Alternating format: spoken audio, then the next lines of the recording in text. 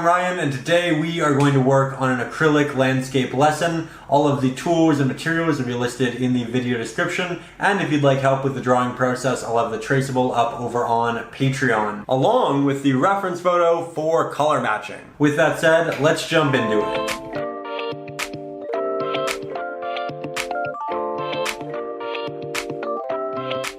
So today we're going to be working on a brand new campfire scene. However, we're going to do it differently than we did last time. We're also going to work on a nice lake and a really large set of mountains in the background there. As per usual, I do have my reference photo printed out so I can test colors directly on it and make sure we're on track. And I also have my large flat-headed brush.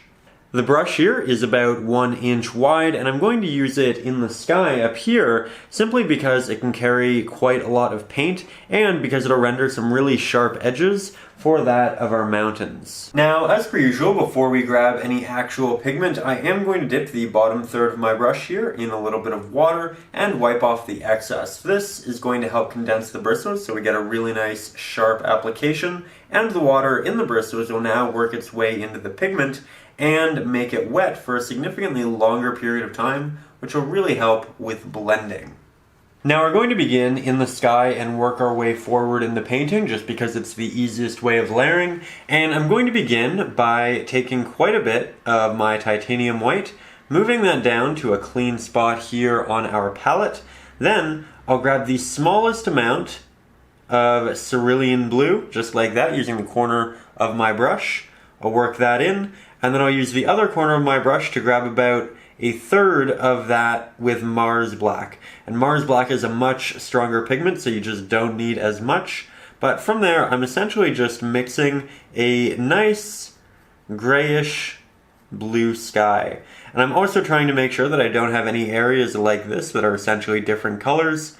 Otherwise, they can kind of be picked up on the brush, not mixed, and then you get different little spotty applications in the sky. So here, we're just mixing that, going to test it on my reference photo, and I can actually see that it's slightly, just slightly, too bright, so I am going to add a hint of Mars Black and a hint of Cerulean Blue. I added the extra Cerulean Blue because when we added the extra Mars Black, it would essentially just mix with the titanium white and make the pigment as a whole darker but also more gray, and I still wanted that hint of blue saturation.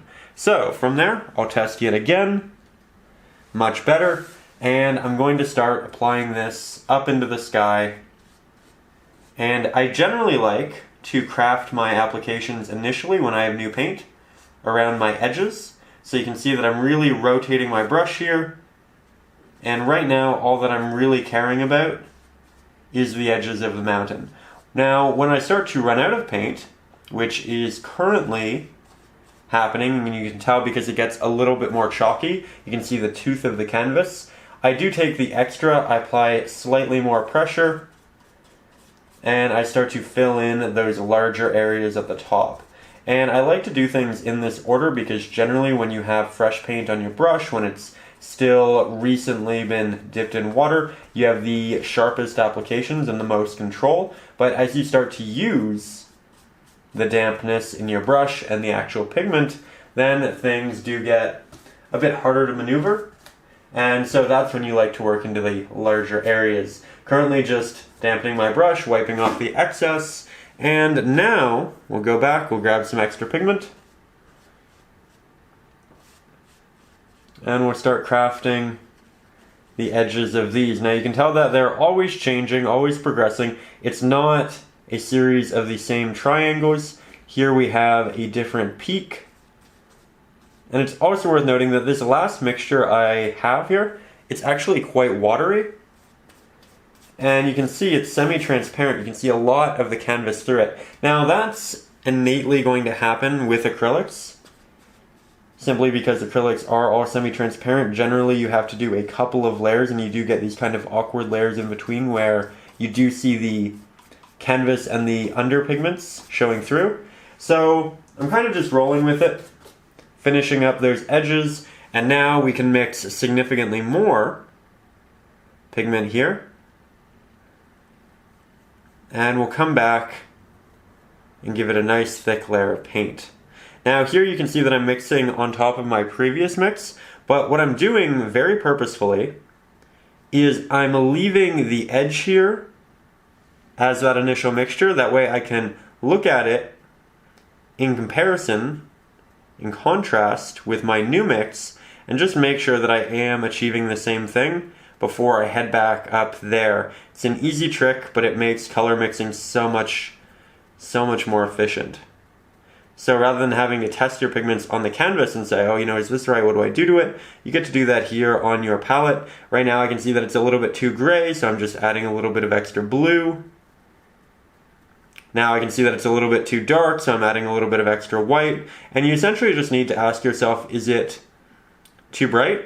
Is it too dark? Is it too saturated? Is it not saturated enough? Right now it just needs a slight bit of blue, which will also darken it a hint. And I think there we have it. So, now I'll just take that.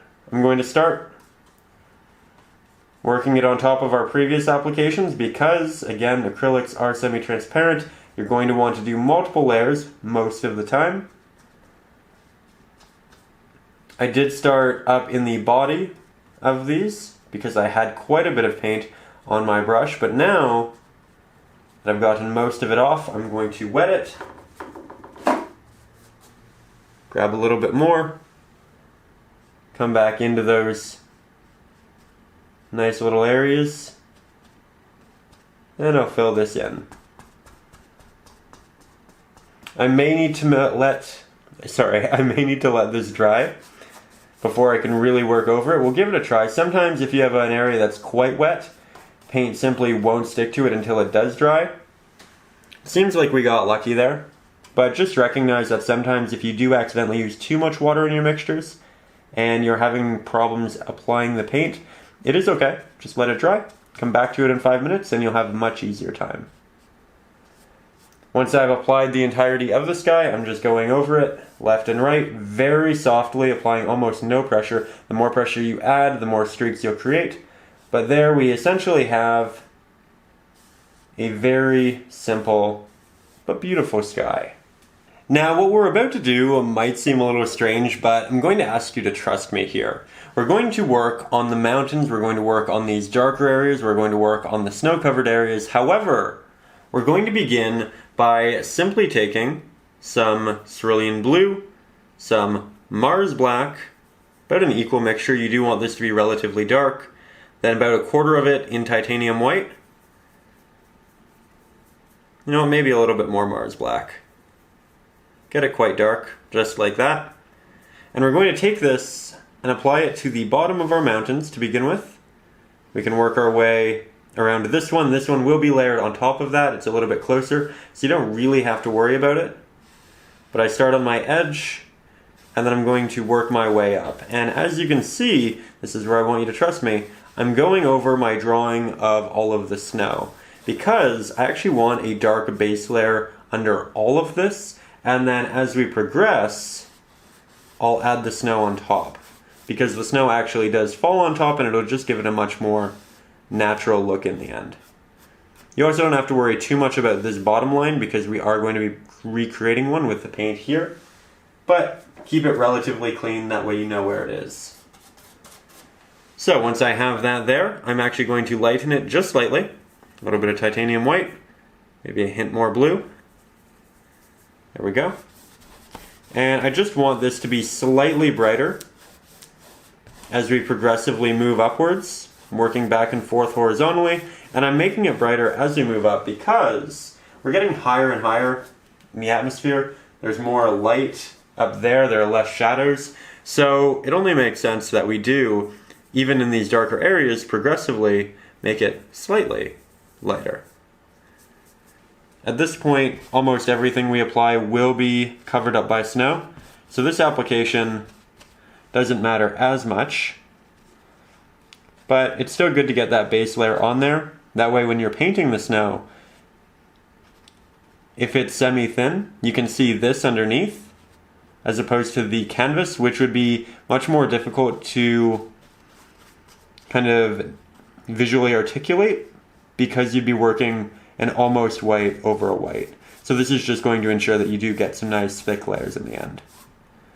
With that said, I know we did spend 6 minutes working on the rather flat sky. So I'm not going to take too much of your time with this also fairly simple process. I'm just going to cut along the edges. I'm going to blend these lighter pigments into those darker pigments. I'm not going to make any additional colors. And then once this is applied, dried, and applied once more, I want to do 2 layers here, I will see you for the next step, which is the snow. So, as you can see, we've finished the mountains and let them fully dry. I'm now going to switch to a round pointed brush. This one is about 1/8 of an inch, and it's going to give us a lot of fine details for our snow in here. Speaking of which, I'm going to begin by taking some titanium white, moving that right down here on our palette. I'll grab the smallest hint of Mars Black and the smallest hint of Cerulean Blue, because it will have blue from the atmosphere, from the sky reflecting down on it, and it's not going to be perfectly white. We don't want it to look blown out. So, we're just mixing up this slightly off-white, this very bright gray here on the palette, and then I'm going to look for the areas on the mountains that are essentially going to have the light coming at them. And the light is essentially in the distance, it's moving this way, so it's actually behind the mountains. So the areas that kind of move forward, that kind of have that roll, those are the areas like right here that are going to be receiving this direct light, and therefore this very bright snow. We are going to be adding in some midtones and values that aren't going to be quite as bright, but they are going to add a lot of dimension. So it's important to note that when you're building depth, when you're rendering 3-dimensional subjects, going with your shadows and your highlights is great, and it's a fantastic place to start, but it's not the only thing you can do, and we're really going to take advantage of those softer shadows as well in this one. With that said, let's get you a little bit closer and we'll work on this together. So, as you can see here, we have started applying those pigments. The light is coming from behind, it's striking there, it's striking there. There's going to be another area here that is going to get just a little bit of light because it's protruding far enough out that this shadow isn't going to hinder the light that's hitting this area. And as you can also tell, despite the fact that I'm using a very bright pigment here on my palette, when we look here on the canvas, it's quite transparent and you can see that darker blue showing through. Again, that is just something that inherently happens when working with acrylic paints. So the answer to that is simply to remix a bit more of that pigment. Not going to use as much water in our mixture as we have in the past because we don't need it to stay wet for much longer, and we do want it to be slightly thicker. So I'm just going over my previously applied areas. I'm actually taking my pinky finger, grounding it on the canvas, and that is taking out a lot of shake from my hand and allowing me to be significantly more precise. Just when you're doing so, try to make sure that you are, of course, not placing your hand or finger on an area that is currently wet. So this area became quite bright quite easily. This area still has some semi-transparent portions, and that's okay. It just means that we will have to do this third application right here. Sometimes it'll take 2, sometimes it'll take 3, sometimes it might take 4 or 5 depending upon how thick the actual pigment you're working with is, how much pressure you're applying. Generally, if you apply more pressure, the paint moves much more and therefore becomes more thin. And these are just different things to consider. I know that we haven't done too much in this first 20 minutes, but I really do believe when painting with acrylics, it's best to warm up, to do a couple things that are very easy for a rather longer period of time. That way you do get those motor skills firing, that way you do kind of get accustomed to working with the paint itself before jumping into anything too hard. So we are taking our time with the beginning, but we will quickly start to speed things up as we do feel more comfortable with the medium and all of that. With that said, here, just mixing up slightly more, going to head over to this side, and we just have a couple areas poking out. It's not even lining the entire side of it. We have a little area here that's still dark. And that's fairly good. So, now I'm going to continue taking this brush. However, this color right here is no longer what I want. I want something that's in between this and this. So it's quite easy. We can actually mix it right there. We use the same brush to do so. We want it to be, you know, brighter than that, darker than that. We'll mix it in between. That way we can constantly see how it works in conjunction with both of those. And we're working on the softer shadow color right now. So this is what's going to be illuminated slightly in the back here, and it is going to be the color of our snow. I think we're quite close to what I want with that. Test it down on my reference photo. I think it could be slightly brighter actually. Of course, if you are supporting the channel up over on Patreon, you can download the reference photo up there. I essentially just really like them for testing my colors. That way I don't kind of guess, get the wrong thing, and then kind of work for quite some time to figure it out and get back to where I want. But with that said, I am now just essentially going to be painting in where the snow is. I'm going to leave some openings like that for rock that is still protruding from that snow. And we'll connect this actually up into the previous application. And this is something where you could do multiple applications and get it really thick, or you could leave it semi-transparent and let it be a little bit darker. That here is up to you.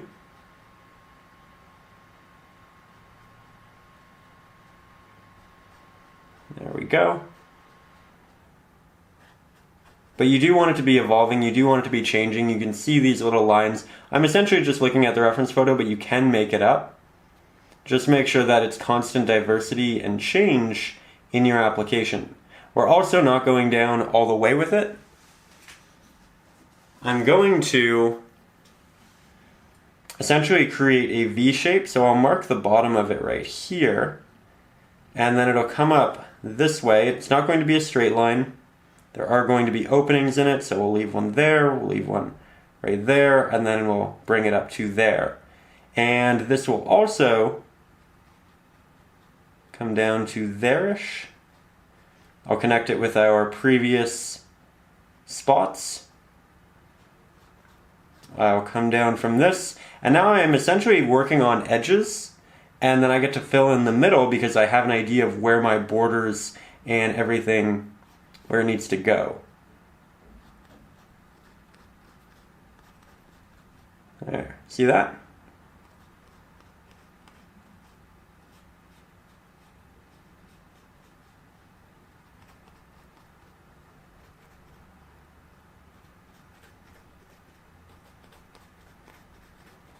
Creating lots of little openings over on this side. It's important to recognize that some areas are going to be more solid while others are going to be more broken. And of course nothing's actually broken here, we just have more protruding rock here than we do over here, in areas where the snow is essentially landing on top of rock, but then maybe the rock dips down and inwards, and therefore you have the revealed rock because snow simply can't sit on top of that area. It's important to recognize the techniques of how to paint, but I think it's also important to recognize why you are painting what you're painting, because when you can kind of articulate that, you'll be much better at taking artistic liberties, at changing things, and making it all the way you really want it to look. With that said, we are starting to run out of pigment here, so we will mix a bit more. And again, this is a small area. It's something we could have definitely done the entirety of by this point, but I think it's just so important to take time when starting your acrylics.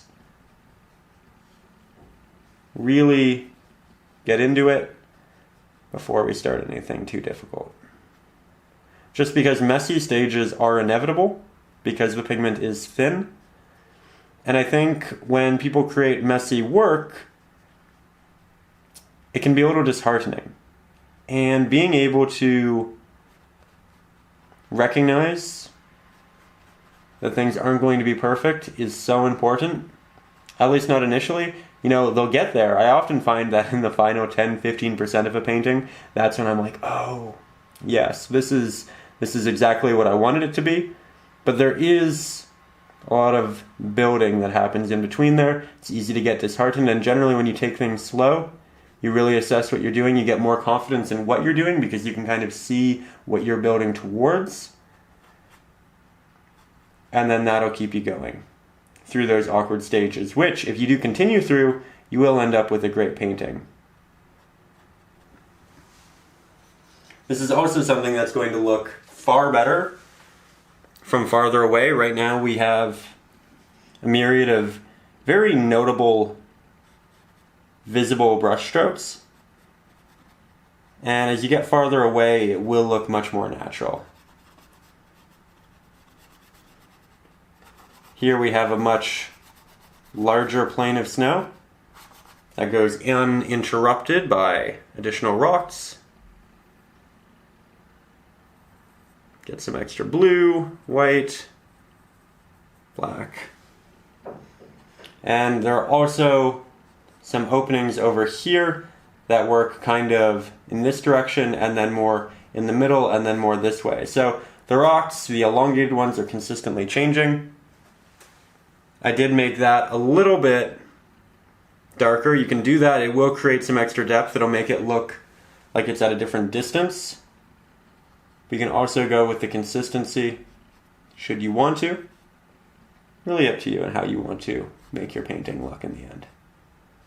Again, generally like to begin on the edges. Here I'm doing a little bit of a tap so I get these minor little openings. But I'm just going to go ahead and finish up these rocks here. Probably spend another 15 minutes or so, taking my time, enjoying the process. And then together, we'll continue in the painting. So, as we step back, you can see that things are starting to come together, but something I'd like to note is when we're doing this, we generally fill in more of the darker area than we actually want to. So what we can do, we can take that same brush, go back, get some Mars Black, some Cerulean Blue, a little bit of Titanium White, and remix the pigment that we were previously using for the mountains. I'm going to test it over here on the side just to make sure it's right. It's a little bit too dark for up there, and this is probably a similar color to what we used up there, so I'll also kind of use that as a guide to mix this new one. But essentially, here I am trying to find that old pigment and then rework in some rock and some detail.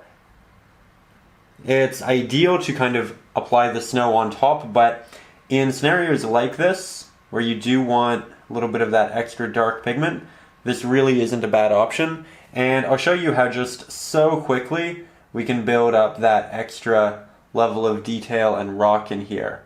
So there, we threw in a couple little taps. We're trying to make these almost as small as possible.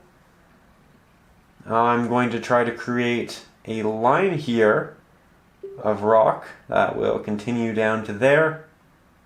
We'll also create a series of little rocks here as well. And by jumping around with my brush, by being rather loose, we're trying to ensure that things are consistently changing and evolving. I'm not cognizantly making all of these. A lot of them are done through more of a randomized method. And if you find that you're kind of subconsciously creating very similar applications, one after another, try holding your brush like this, holding it farther away, and then from there, start applying those applications. This is going to make creating any detail, or purposeful detail rather, much more difficult. And it's actually quite good because, again, it will eliminate any subconscious habits you're kind of interjecting in there. So I'm not going to do too much, but I definitely want to jump around a little bit, create some other interesting occurrences. I still want this larger area to be fairly, that's good, fairly simple. You don't want a hyper amount of detail everywhere. You want areas of detail, you want areas of soft, and that's what's going to make it the most interesting. I'd also like to know that this, and this are also fully dry. I found lately, especially, I've gotten a lot of questions as to how I keep my pigment wet on my palette, and doesn't my pigment dry on my palette? And the answer is yes, it dries all the time. It dries quite quickly, and that's okay. I just remix more of it, which actually I think is a good thing for color mixing and just building that skill, because if it's something you have to continuously do and readjust, it's a lot of additional practice and you just get so much better at it so quickly. So don't fear that. I know that some people like to use a spray bottle and mist their palette. That is something that works rather well. It's not what I personally like to do. Again, I do value the ability, the opportunity to remix. I think it makes me a much better painter. And I find that if I take a real break from painting, I haven't really done that in the last couple of years, but in the past, doing that really helps it come back quickly. So don't fear your paint drying. I never really mix all that much, so it's not like I'm really wasting all that much either. Just things to consider. With that said, I actually really like what we've accomplished here. I might spend another 2-3 minutes just touching it up here and there, but then we'll continue in the painting. So now we're going to switch back to the 1-inch large flat-headed brush, and we're going to work on this area right here. Now this area, it's going to be quite dark. It's actually on the opposite side to the sun yet again, so it's going to be essentially a larger blue shadow, but it's going to be slightly darker than what we have right here because it's actually closer to us, and generally subjects in the distance, like that of our mountains, are going to receive significantly more atmospheric light, and it's going to cast this blue and probably generally slightly lighter kind of haze atop them. So as you progressively move forward, we progressively make our shadows and our darks even darker. With that said, I'm going to make sure my brush is nice and damp, wipe off the excess. Then here we have all of the darker pigments we used before, so I'll work right beside it. I can actually work on top of it right now because it has dried fully, but I don't want to create the darkest pigment possible because I still want to be able to progressively make it darker, but I do want something darker than what we had. So here, as you can see, we're just building that up. And I believe this pigment was actually for the top of the mountains, which is brighter than the bottom, so I will test this down here on the bottom, and I can tell that that new pigment is a little bit more blue, and it's about the same level of darkness. So we'll take some extra Mars Black, not too much, just because it's very strong. Can easily overwhelm the other pigments. I'll test that down here. It's slightly darker. We'll add a hint more Mars Black. Again, not much. And you know what? I'll actually test it on my reference photo. It's definitely more in the right direction. So I will start working my edges. Again, we work edges first because that's when we have the ability to craft the best lines possible, the most sharp applications. And then I'm just going to work inwards a little bit. That way I have some room to grab without accidentally working my way off of this landmass right here. I'm also not dragging it far because if I did, and I'll show you what happens, you get that granular effect. It's so thin, you can't really do anything with it, and if anything, you're just hindering what you have here because you're taking away paint from where it should be. So, just something to consider. I'll also now work the bottom line, and I see when people generally do horizon lines or larger semi-straight applications, they kind of take the brush and then they move all the way from one side to the other. What I like to do is I like to start with a small little application and stroke, and then I repeat that just a litany of times until we eventually have that entire line. Then I come in I further thicken that edge, and then we can start building in the body of this larger area. So, similar steps, just different ways of making things easier on yourself and the process. That said, while this is a tutorial and a lesson and a how-to, it is also just my suggestions based off my experiences, and so much of art making is subjective. So if you find you like to do things in a different way and you're actually finding a lot of success with them, that's completely normal, completely natural, and trust your instincts, trust your process and what you like to do. Maybe interject some of my ideas into your process, but don't ever feel like you need to abandon the way you paint to paint exactly like me, because you're probably going to add your own artistic flair to it, and it's going to make it original and beautiful and interesting and all of these great things. So, you're more than welcome to paint stroke for stroke in the same way I do and really learn my process, but you're also more than welcome to deviate and make it your own as well. I feel like there are a lot of lessons out there, and it's just an important thing to remember, especially when making something like a painting and fine art. With that noted, definitely darker than that, starting to look quite good. I think what we're going to do, we're going to peel back the camera just a little bit, then we'll work on the lake right there.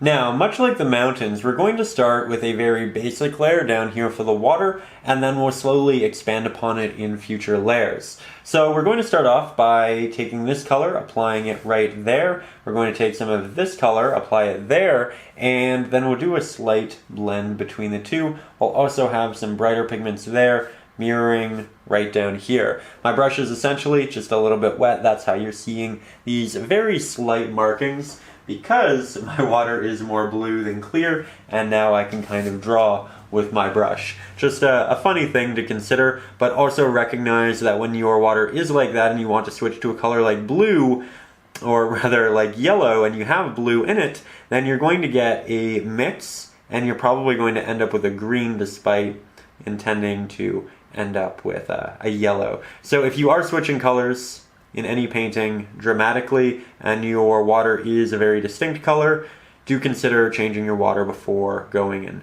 doing that. With that said, here you can see that I've remixed the pigment that we had here. I'm actually going to paint over my fire. I'm going to paint over my fire in the sand, on the rocks, really in all situations, and just redraw it in a little bit later. I essentially just did that initial sketch to see where it was going to be and make sure that my sizing was what I wanted it to be. And now that I know, I'm quite happy. So, we have this initial shadow in here, trying to go over it with fairly soft strokes, horizontal strokes, that way they're A, consistent, but B, also void of brush strokes. I'm also going to make the shadow a little bit darker. Generally, this is a good general rule, the water is going to be darker than the sky. It's also going to be darker than the actual subject. So we'll just interject slightly more Mars black into this as we go. I said slightly and then added slightly more than I intended, but that's alright. I'm going to leave the edge of the water a little bit brighter, here you can see, because the water is going to move around the land. It'll create a bit more of a transparent look, more light will pass through it. But just like that, we have our initial quite dark shadow. Now I'm going to move over here, brighten it up, add some blue, add some white, test on our reference. It's a little bit dark still. Because we added the extra white, I'm adding extra blue to re-interject some saturation. And I'm actually going to cover up that area for now. Again, our first layer is going to be very basic. And right now I'm just trying to get that paint on relatively quickly so I can still get a wet into wet blend with what we have right there.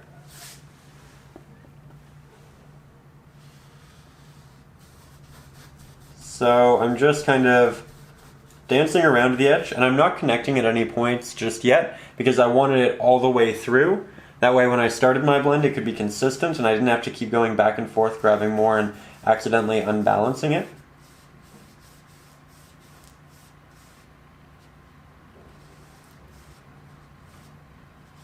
There we go. We can touch the top up there if we want to in a little bit, but because we are starting to run out of time, I'm going to start blending these two together. I'm just going back and forth. It's like a very elongated Z every time.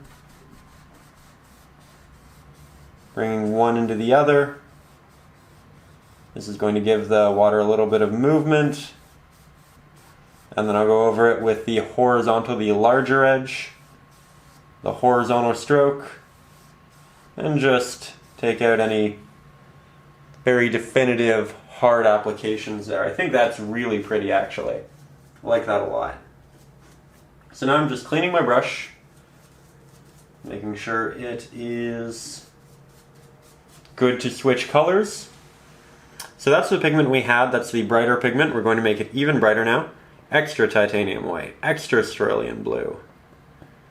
Really mix those in. I'm going to need to make sure that this is in fact darker than the snow color we had up in the mountains, because that is what it's reflecting. It is going to be slightly darker. Test that right up here, definitely darker. Good. We'll see if it's too dark when we apply it down here. And the answer is yes, too dark. That's alright. Add some titanium white, add some cerulean blue. You notice that almost every time I add Mars black or titanium white to our mixture, I add slightly more cerulean blue to retain that saturation. And that looks good. Test it on the reference photo. It's a little bit brighter than what it needs to be, but I actually like that. I think we're going to have a lot of light here in the fire, and having a little bit of additional light here in the reflection in the water isn't necessarily a bad thing. Starting closest to shore, working in these horizontal strokes, these little taps. I'm trying to make it so the middle is the most opaque, and then as we get towards the edges, things get more and more transparent. They start to fade off into the rest of the water. So I'm just grabbing the edges and with almost no pressure, bringing them out. And as I run out of paint, I move up here towards the middle and mirror that peak. We do have lots of little openings in there, but I'll also come back and combine a couple of the movements. Here we'll have some little highlights just out and about, but it's really subtle, it's really nice, I'm a big fan. And now, just cleaning my brush, I'm going to make it slightly darker. Mars black, again, hint of cerulean blue every time we do that. And I just want to go over this edge just a little bit, might be too bright. Going to do all of it, give myself an honest opinion of it. Okay, stepping back, definitely too bright. It's alright, trial and error, they're good things. Black, blue, a little bit more blue.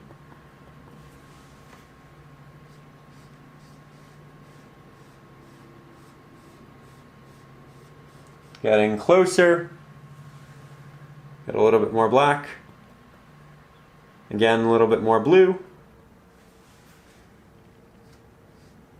Once you realize mixing colors, or rather matching colors, is just asking the questions of, is it too bright, is it too dark, is it too saturated, is it not saturated enough, or does it need to lean in one direction or the other hue-wise, things get a lot easier. So we're just making these very minute changes. They're coming together quite well. So now we're going to continue moving down in the painting, and we're going to begin working on the sand here. Now, I know a lot of us just naturally think of sand as a brown or a beige, but we really need to consider the lighting and the general atmosphere, which in this case, it's getting later, it's getting a bit darker, everything is getting more of a dark blue to it. So we're actually going to paint the sand with a dark blue. So I'm going to make sure that my brush is nice and damp. We'll go ahead and grab some Mars Black. We'll grab some Cerulean Blue. We're going to start with a bit of a darker base layer, as we generally do. Grab a little bit of Titanium White. Mix that up. Looks like we've mirrored a pigment that we've used previously. Let's make it just a little bit brighter. Generally, the idea is as you move forward, you make the darks darker, but there are going to be exceptions with certain subjects as they'll reflect light differently. And as I look at the reference photo, I note that this one is actually quite a bit brighter even in the base layer. So I'll test it on my photo. That's actually the perfect value. We got extremely lucky. That is wonderful when that happens. And I'm just going to start by mapping the edges of my sand. Here you can see that it's quite a bit brighter than the actual shadow, but it blends in really nicely with the water here, which is actually a really neat thing. I think when a lot of people start painting, they kind of feel the need to make everything hyper high contrast and really stand out. But the longer you paint, I think the more you appreciate real subtlety in painting. And colors, hues, values, all of that.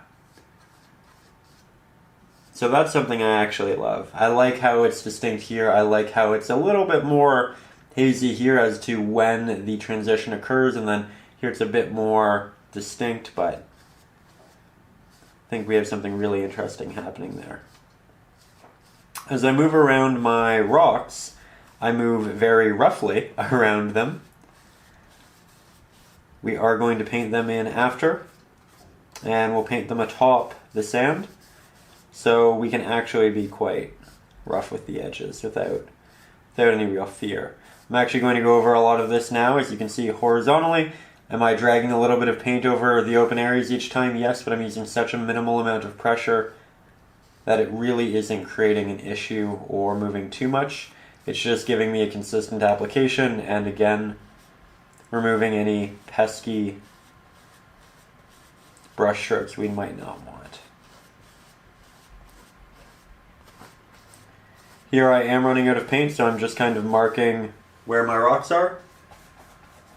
Make my brush nice and damp yet again.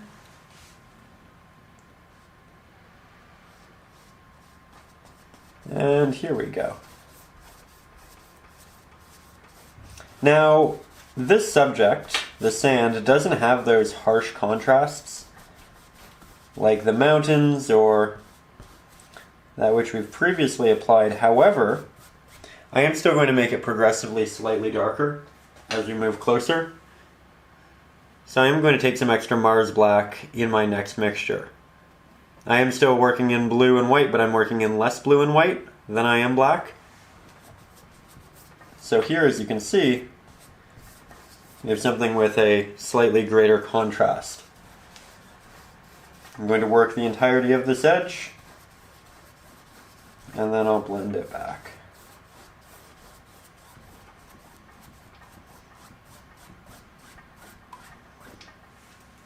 Good.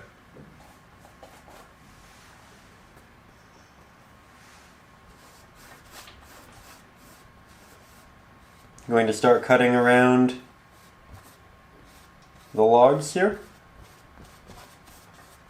And then once I'm done with all of those more unusual angles, I'm going back over it with the slight horizontal low pressure application. Now, yet again, we've moved quite a bit of a distance. I'll mix more paint, but yet again, make it slightly darker. So I'll leave a little bit on the edge there so that I can use that as a reference.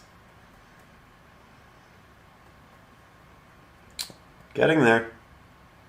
Don't want it to be too dark, but I want it to be darker.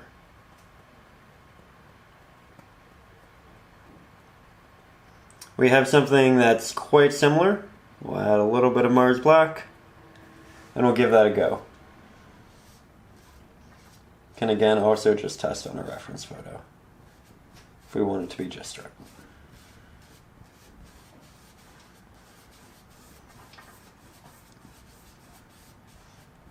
Don't be afraid of going over your rocks or your wood here. You can always rewind the video, draw it back in, or use the traceable up over on Patreon to figure out exactly where it was.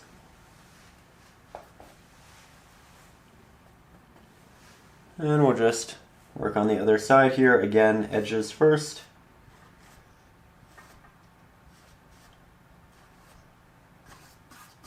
Apply it down here to begin with, because I don't want to work this and then down there, because you might accidentally take some of the brighter pigment and then just jump down there and apply it and get a transition that isn't exactly what we want.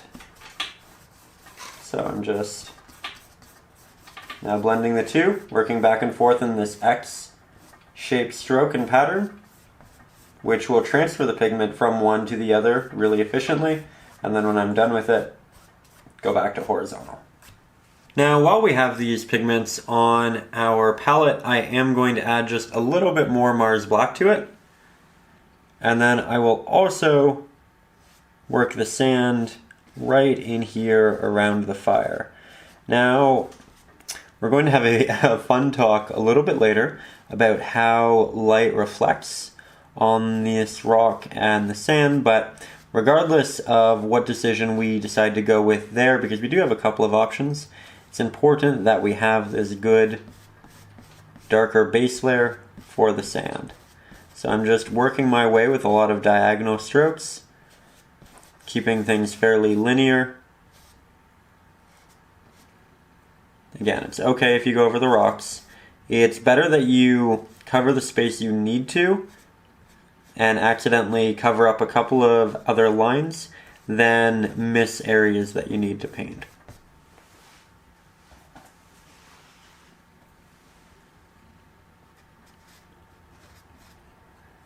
Again, this is only the base layer. It will look a lot better in just a little bit, like acrylics, like all acrylics.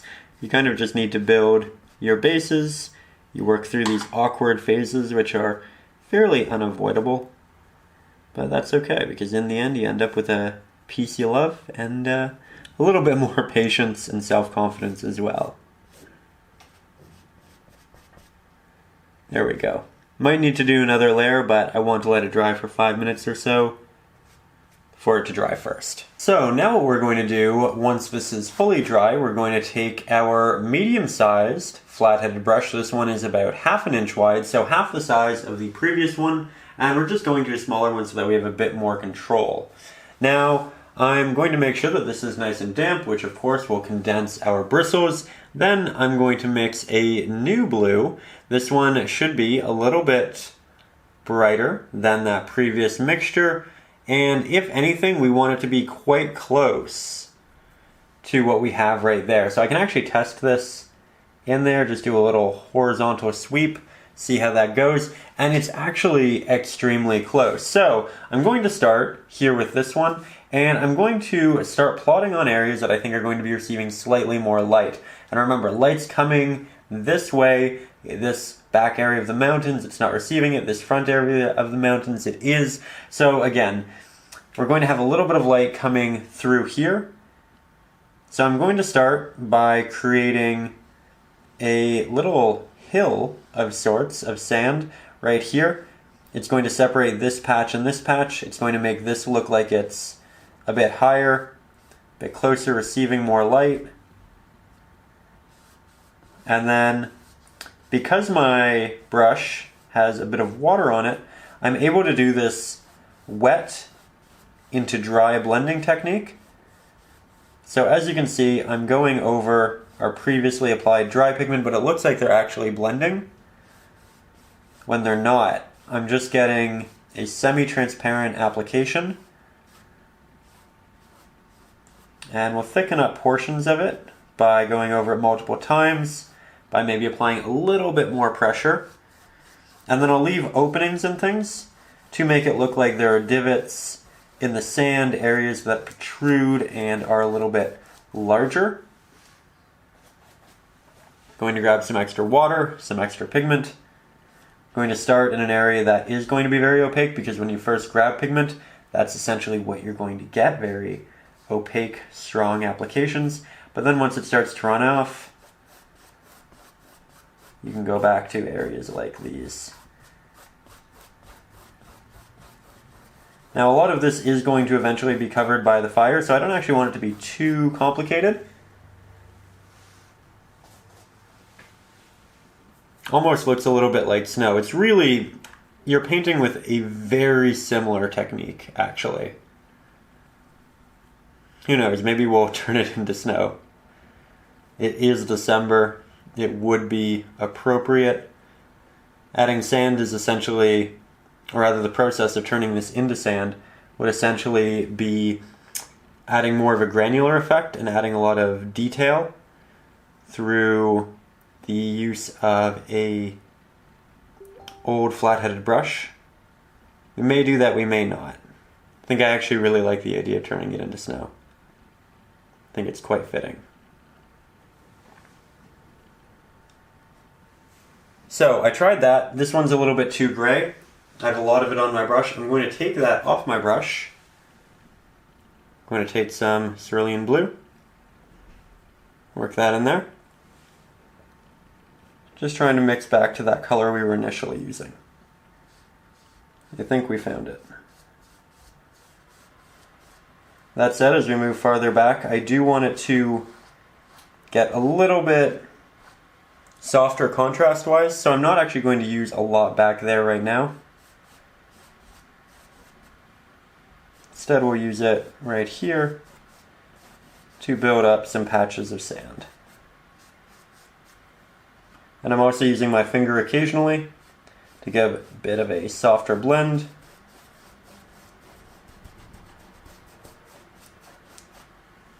And now I'm going to get some extra water on my brush and not make it wet but damp. I'm still taking off the extra water. You don't want too much on there or it will just start kind of ripping off what we've applied. But then with a very light touch, I'm going over those edges, I'm softening things, dragging it out a little bit more. And you can see that there are these little divots in the sand, little areas that sink in that the light just isn't reaching. That's what we're going for.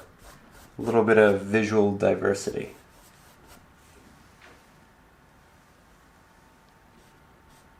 Then once we have almost nothing left on our brush, I'm going to go to the left-hand side over here. Start working it to the right-hand side. Just let it dissipate, let it soften. You can see that this is more subtle than this, and so you still get that depth. So, on the note of deciding if this is going to be sand or snow, generally when I need to come to one of those larger conclusions, I like to take some time, take 5 or 6 steps back from the painting, and really think about it, really kind of envision it in the varying ways we could go, and that's what I've done. I've probably taken between 5 to 10 minutes, I've thought about it, and I wanted to show you the painting from a bit farther away to give you the opportunity to do that as well. So in this scenario here, we have the option of going in with a brush like this, peeling back the bristles, tapping on lots of detail with this color right here, and that would essentially get us the look of very granular sand. It would be a lot of detail, and I think that could look quite good. I think that it would make sense. It's essentially what we see in the reference photo, but we also have the option here of making this into snow. And we can do that by just making it a bit brighter because it would be more reflective and show a little bit more of movement in the mounds. Now, it's also worth noting that right now, it kind of does look like sand with just a very cool light on it. And so even if we were to add just slightly more highlight to it, you know, with the fire in the foreground, it would still be rather nebulous. If you were looking at the painting and you weren't told that it was sand or snow, you could probably go either way and it would seem natural. So I think that's the route I'm going to go with. It's a bit more ambiguous, which makes it a bit more interesting. And had we done the tapping effect with this brush and created all of that granular little detail in the sand, it could conflict with the tapping we'll eventually do for the sparks, and we might just get too much of that specific, very small detail, and they might kind of conflict. So for those reasons, I'm going to go with making it just a bit brighter in a couple of areas, still keeping it relatively soft. And again, there's going to be a lot of fire here anyway, and that is essentially going to take up a lot of the space. So it doesn't matter that much, but I just thought this was a valuable thought process to go over because there are just so many areas, so many pieces of paintings where we could do multiple things, and generally in those scenarios I do recommend really taking some steps back, taking some time, thinking about it, and asking yourself why you want to do it and what it might conflict with in either situation, what it might harmonize with in either situation. So those are my thoughts there, and with that said, let's jump back into it and start adding some extra detail. So we're going to go back to grabbing Cerulean blue, titanium white, a little bit of Mars black, and I'll mix this on top of my now previously dry application there, and I'm just going to again try to find something that's a little bit brighter but not much. This is actually looking rather close to what I want. I think it needs a bit more blue. I think we could give that a try. So, I'm going to make sure my brush is nice and damp because we are working wet onto dry at this point. Going to again start right up here because it's where the most light is going to be working its way from.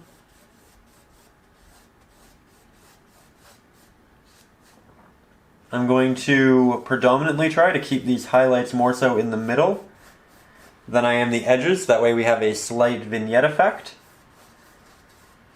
We will occasionally go over to the edge as I am here, but for the most part you do want that middle area because the eye naturally goes to the brightest point of any piece, and by keeping the brightest areas in the middle, we keep the eyes on the painting and not drifting off to other pieces or areas of the room.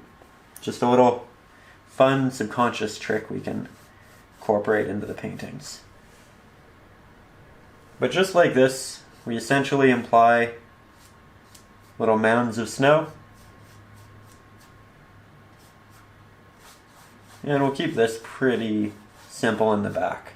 You're not going to see as much detail because it's farther away.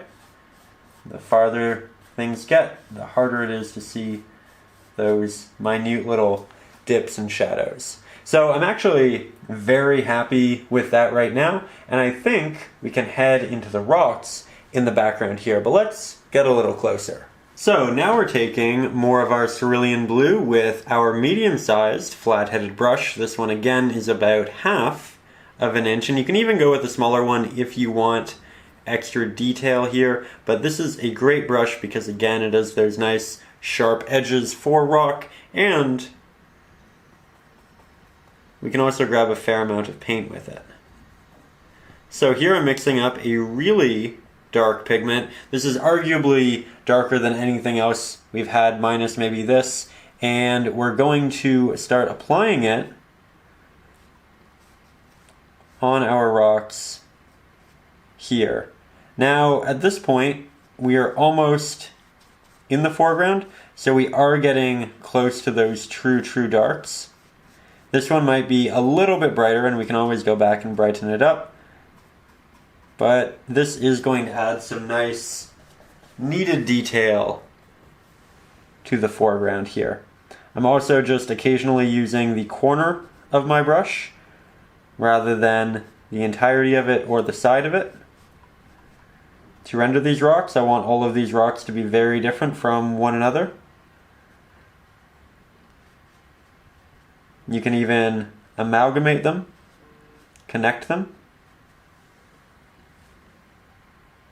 Here we have some elongated ones that are hiding right behind this mound of land, and now I suppose snow. Get some extra pigment on here, just like that. Head over to this side, again, trying to make things different and original.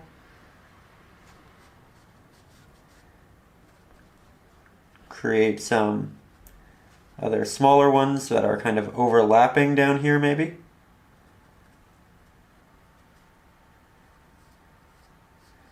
Once you start running out of paint while doing this, you really should though go back and clean your brush. Grab more paint, grab more water, because you do want all of these to be very finely applied, very sharp. Keep it all as clean as you can.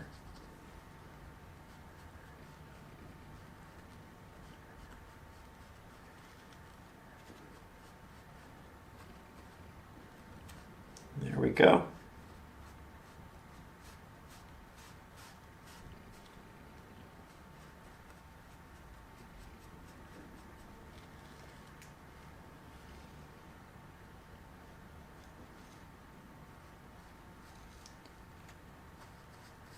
Very good.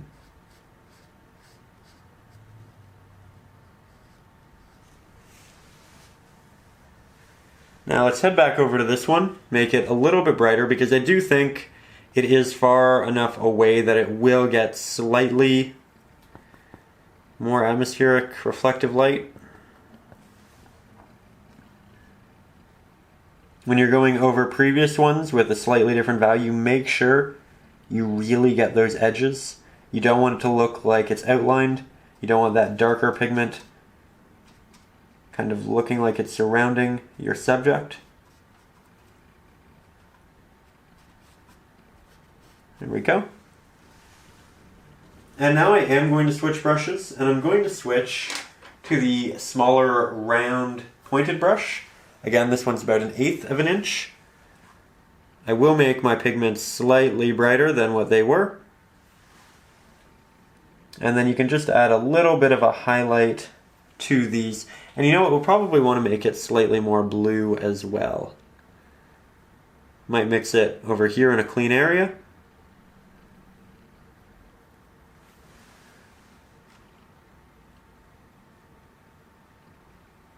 This isn't necessary, but it can add a little bit of extra depth. Adding it to the left-hand sides because those are where the light is. And I'm just kind of initially going to the tops, working my way down, doing a little pitter-patter sometimes so that maybe there's a little extended piece of the rock that's protruding. Don't have to do it to all of them. Not all of them are going to be in the light that's coming over from here. And once you start to run out of pigment like that, and you get that more granular look, make sure that you go back, grab more pigment, and then keep things really clean.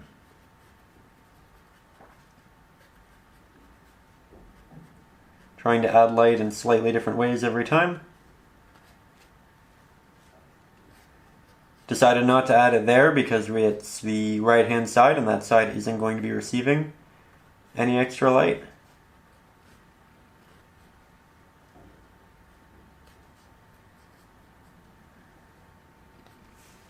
So the next step of the painting is the rocks right here surrounding the fire, and these are actually quite interesting, and there's a lot going on with them because, again, we have light moving in this way, so hypothetically the left-hand sides and the tops of the rocks are going to receive more light than the right-hand sides, and so we have a general rule of how to wrap light around them, but it gets complicated in that there's a secondary light, that being the fire, which is also going to create some level of light, which hypothetically works on the insides of all of them. So in that scenario, is every rock kind of different because you have light coming this way, then you have light going in all directions?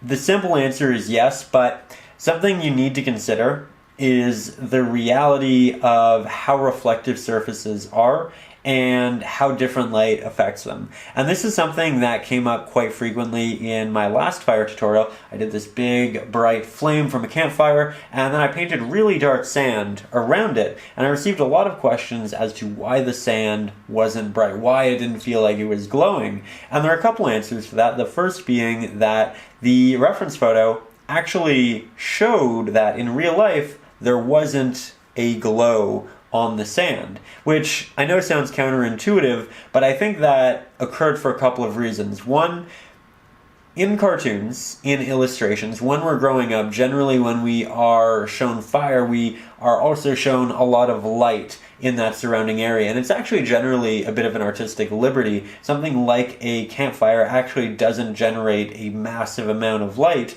and the light that it does produce is going to be different on every subject because every subject has a different amount of a reflective nature to it.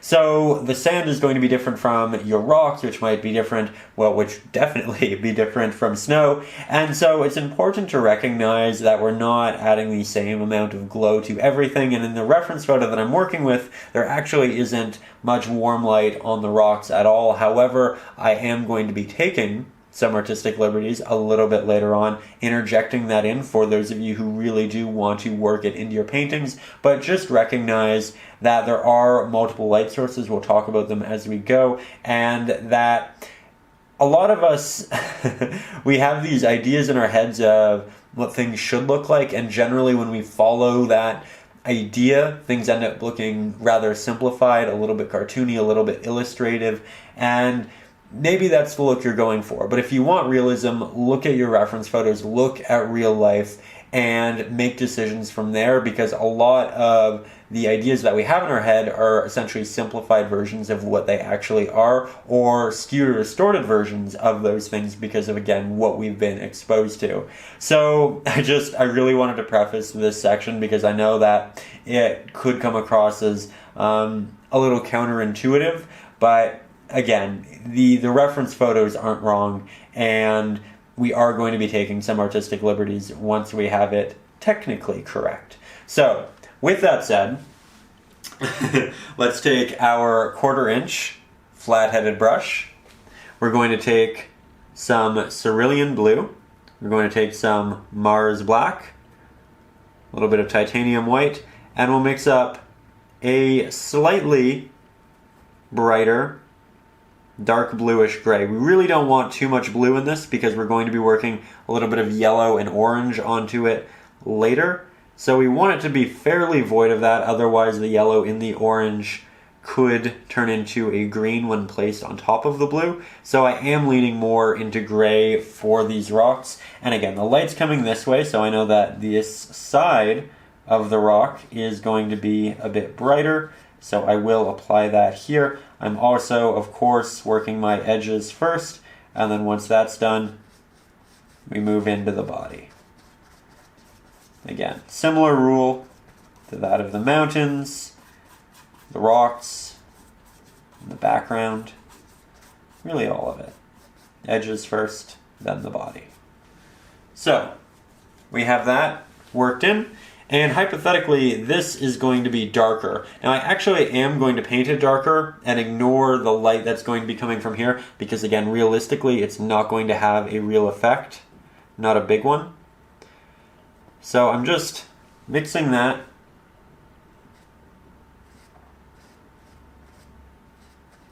Creating some interesting little protrusions and movements. Edges first. And then we're filling it in.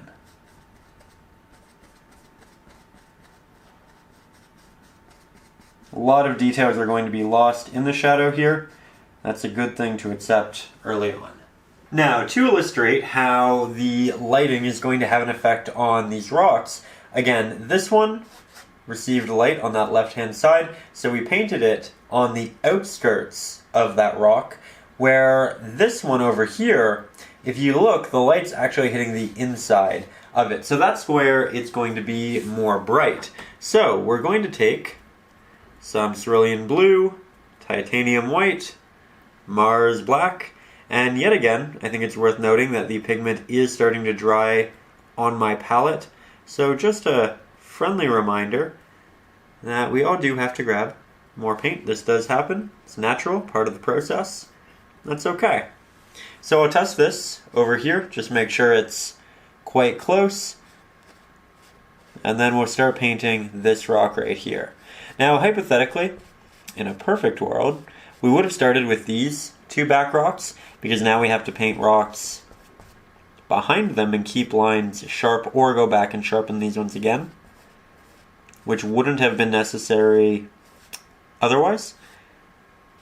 But that's okay. It's not a hard fix, just something to consider. Always work background to foreground. Something I believe we mentioned at the start of the video, but it has been a little while, and it's easy to forget, especially when there are so many close subjects to one another. Here I'm now mixing a darker version of that pigment.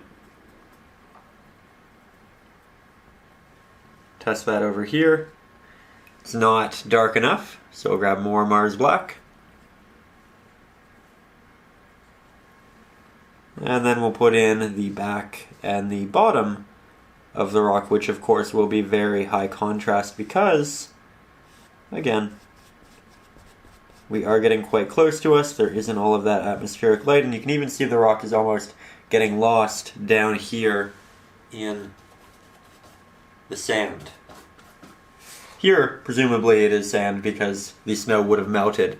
That said, this looks quite thin. You can see the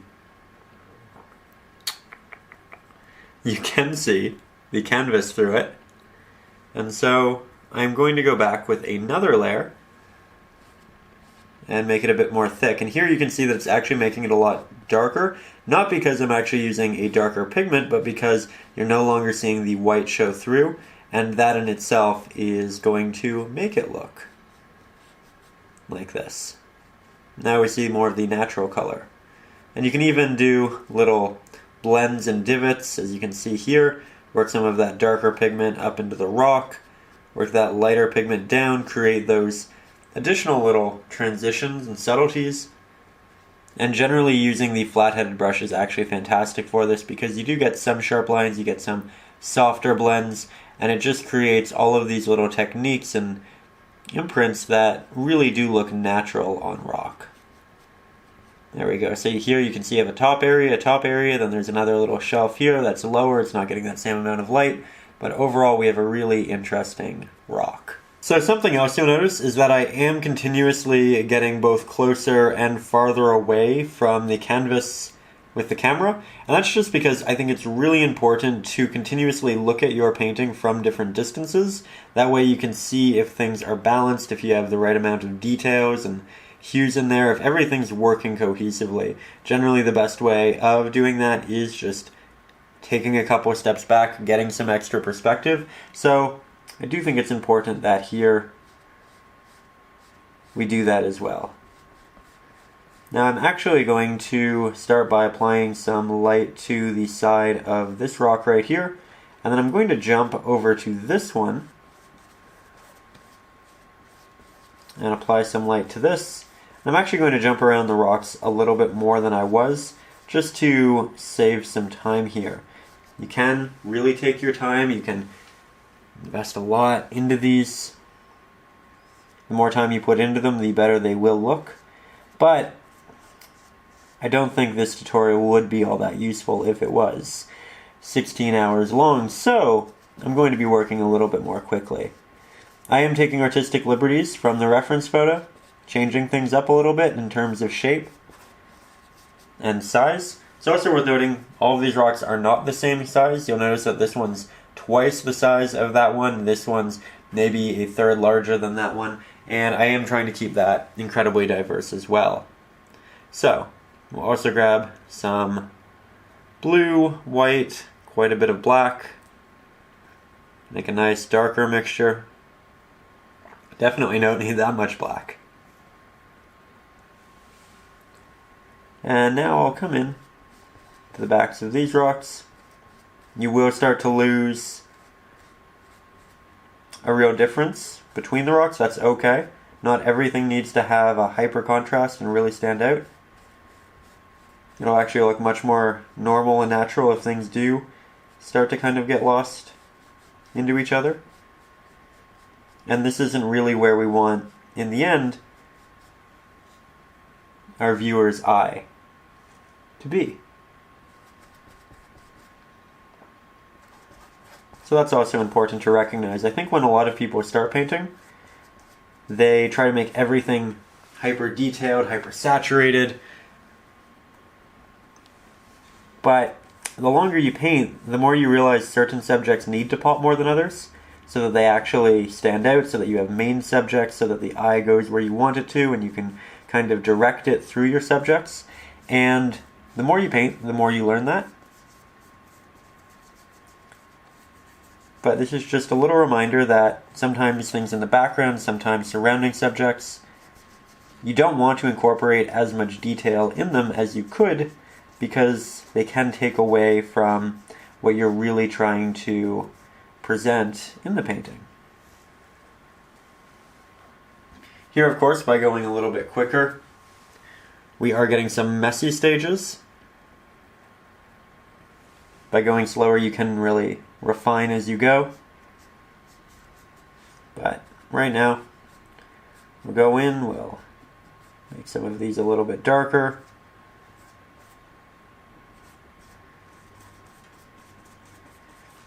The more values you add and differences in them, the more interesting these are going to start looking. And of course, I'm going over the edges with a little bit of a blend here and there, just to soften things up to a point.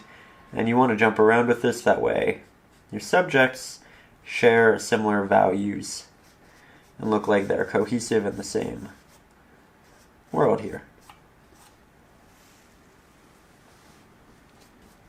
So, let's go back to more of that blue, because again, we want to do multiple layers of it, really build it up. And then we want to blend into those darker pigments. This is really quite dark right now, but that's okay, it actually looks quite nice.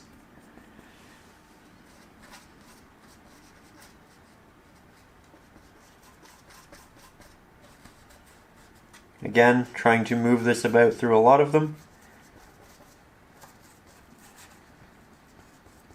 Being a bit more loose with my applications. As long as your brush remains relatively damp through this process, you can be more loose and get these interesting transitions and gradients. As soon as your brush starts to dry out, though, you're going to get pigment that looks a bit more... it's going to have more tooth in it. I think that's the easiest way to say it.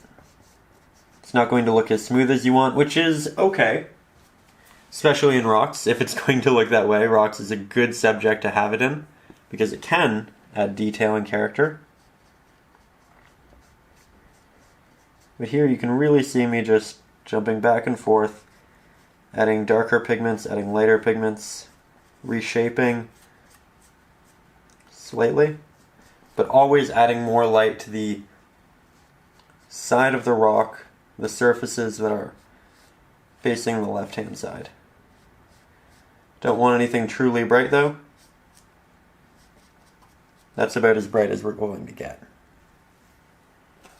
Now over here we have a lot of blue in this rock, and you can see that I've actually started transitioning into more of a gray. That was purposeful, because again, when we do interject the orange into these, we really don't want the yellow in it creating a green on the rock. Which again, could be acceptable, where you could have a moss or something of that nature on it, which does create a green. So I hope, as I say these things and then kind of note the exceptions, that you do realize that there are exceptions, and you can take artistic liberties, and you can kind of just have fun with it as well. I'm definitely having a lot of fun with it right now. It's worth noting that it is now 7 p.m., so it's a little bit late. I already had dinner, and I really wanted to finish this painting tonight. You know when you start a painting early morning, midday, and you work on it all day, and you know you're kind of taking your time, you're trying different things, and then the day seems like it's kind of over, but you're not really ready for it to be over. Definitely one of those days with this painting. Definitely one of those paintings that's just exciting. I'm inspired by it. I like what we're doing, despite the slightly messy portions we're currently working on. But yeah, I love these scenarios. Actually, I'm curious. Love reading the comments. Do you have a painting that you feel like you really remember getting lost in, and as a result, it was one of those things where, you know, maybe you'd have breakfast and then you start painting, and then, you know, maybe you'd have lunch and then you'd continue painting, and then, oh, maybe first dinner continue painting. And then all of a sudden you're like, oh no, it's 11 o'clock at night. I should probably have second dinner and then continue painting. I know I've definitely been in that place many a time. The very incredible, accepting partner who completely understands, which is really, really nice. But as you can see, we're actually making a lot of progress here with these rocks.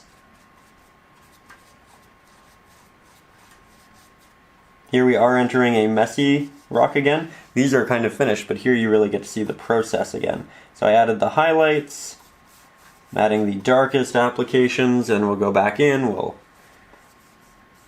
start creating some blends, add some extra highlights, add some extra dark pigments, really just go back and forth with things.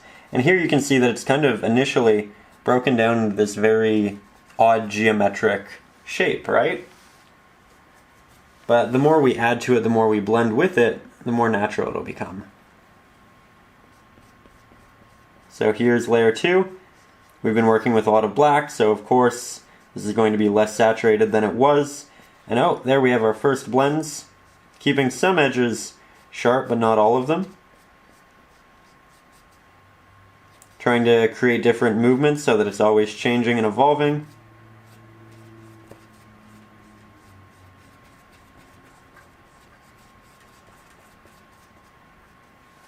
There we go.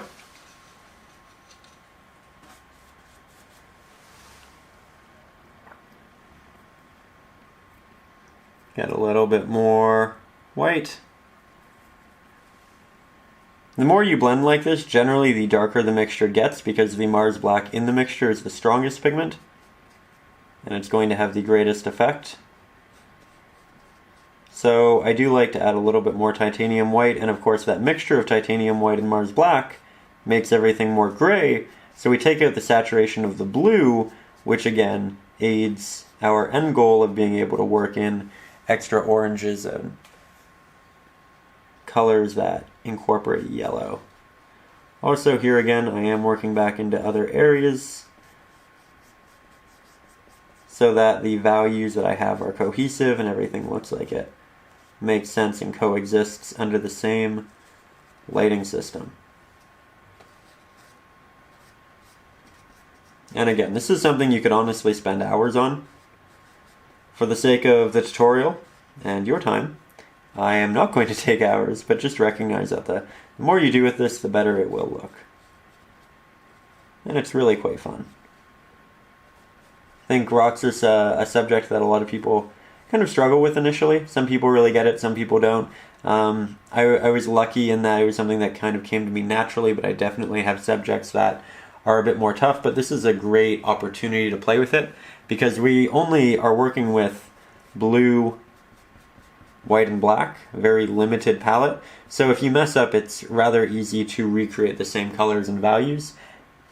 Where if you're working on a sunset with rocks, then you might have oranges, reds, yellows, greens, blues, really every color in there. And at that point it is much more difficult. So if you struggle with rocks, definitely recommend spending some time here and just having fun, getting it down, learning those good lessons.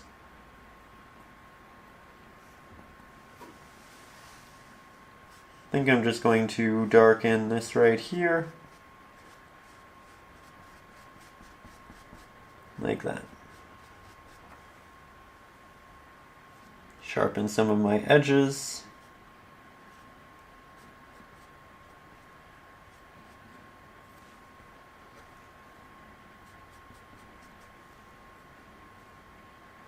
And now, I think we'll take a couple of steps back and see what it looks like.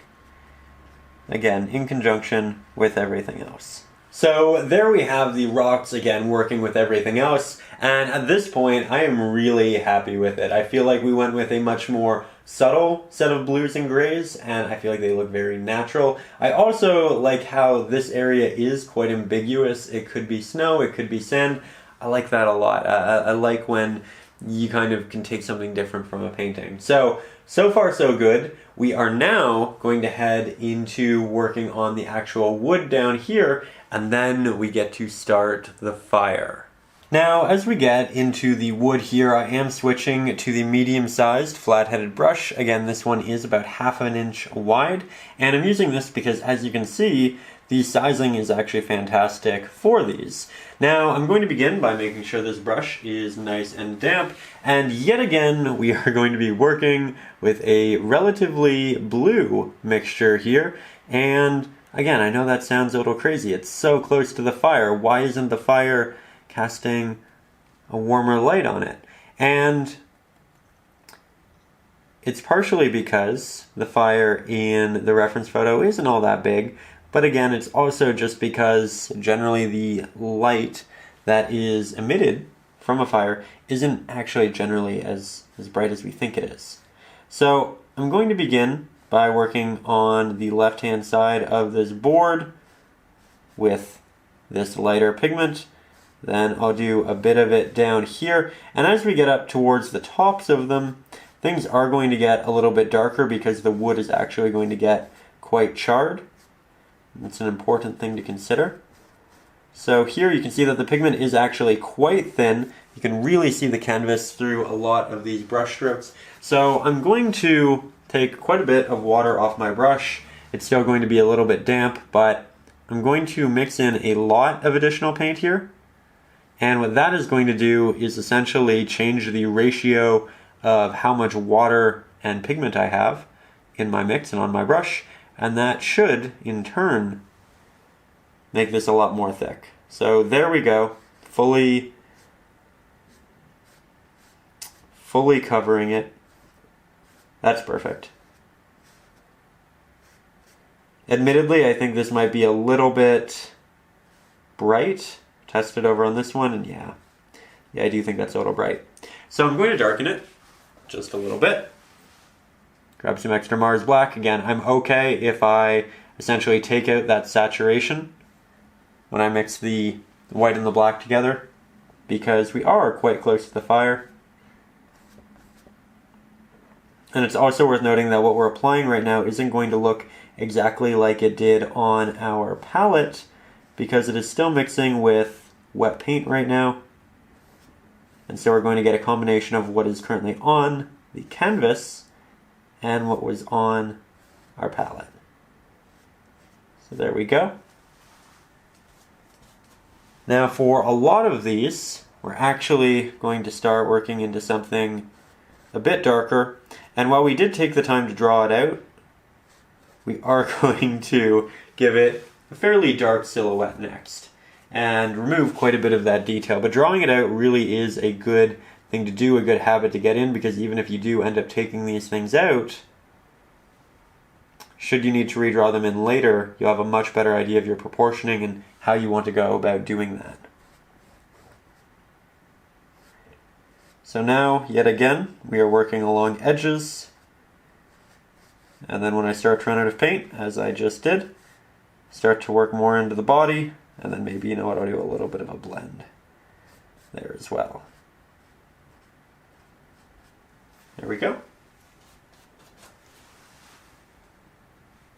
Get a bit more paint. And I generally don't like to mix large amounts of paint because I like remixing my paint. I think that it makes you a much stronger color mixer. But in scenarios like this where the color isn't actually complicated, I don't mind mixing up a lot more and working it in. So that's what we'll do right here. Now we're going to connect this into this part of the board, and we'll see if it's still wet. It's still a little bit wet, so I am able to get a slight transition there. But if it wasn't, we'd just add slightly more water to our brush and then do a wet into dry technique like we did for a lot of the rock. Try that right here as well.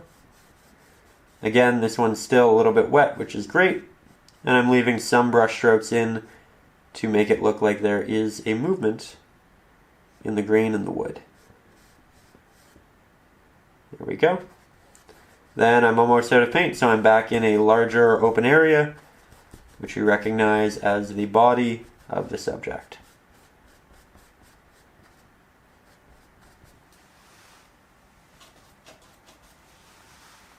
You can see how it's really starting to take shape. This side, of course, opposite to the light, is going to be a lot darker. And yet again, almost out of paint, so just working in the body. You can see I'm kind of scraping the paint about, but I'm never doing so to the point where I'm taking it away from an area and leaving it looking a little thin. I'm okay with scraping the paint, but only if it preserves my previous applications.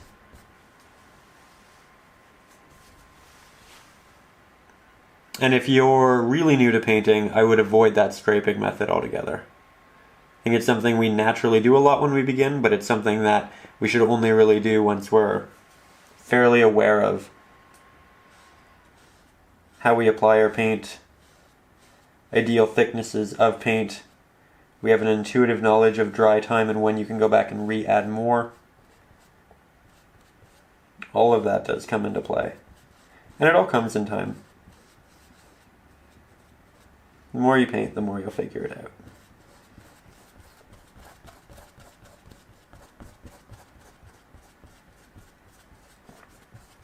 There we go.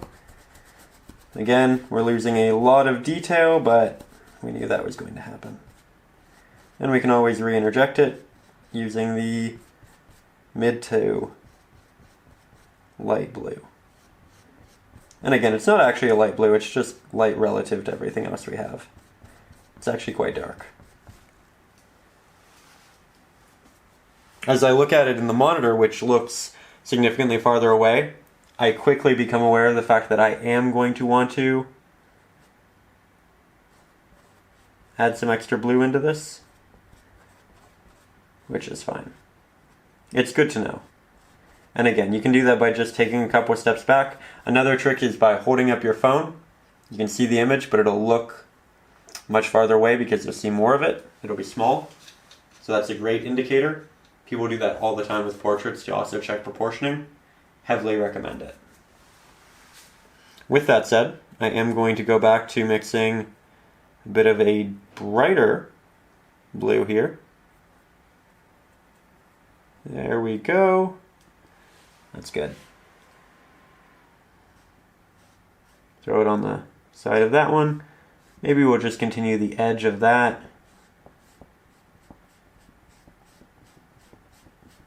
Again, want these to be darker than this side, but I still want a little bit of form.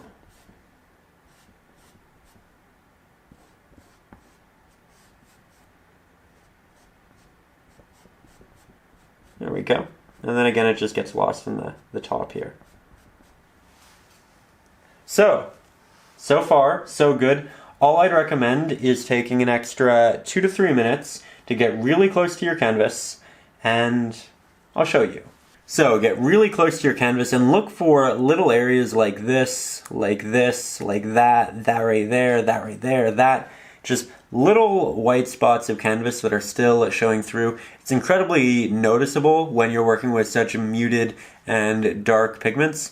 So it's one of those things that you can really up the professionalism of your piece if you just take out those little pieces and go in. So I'm actually going to switch to the smaller round pointed brush. Again, it's about 1/8 of an inch.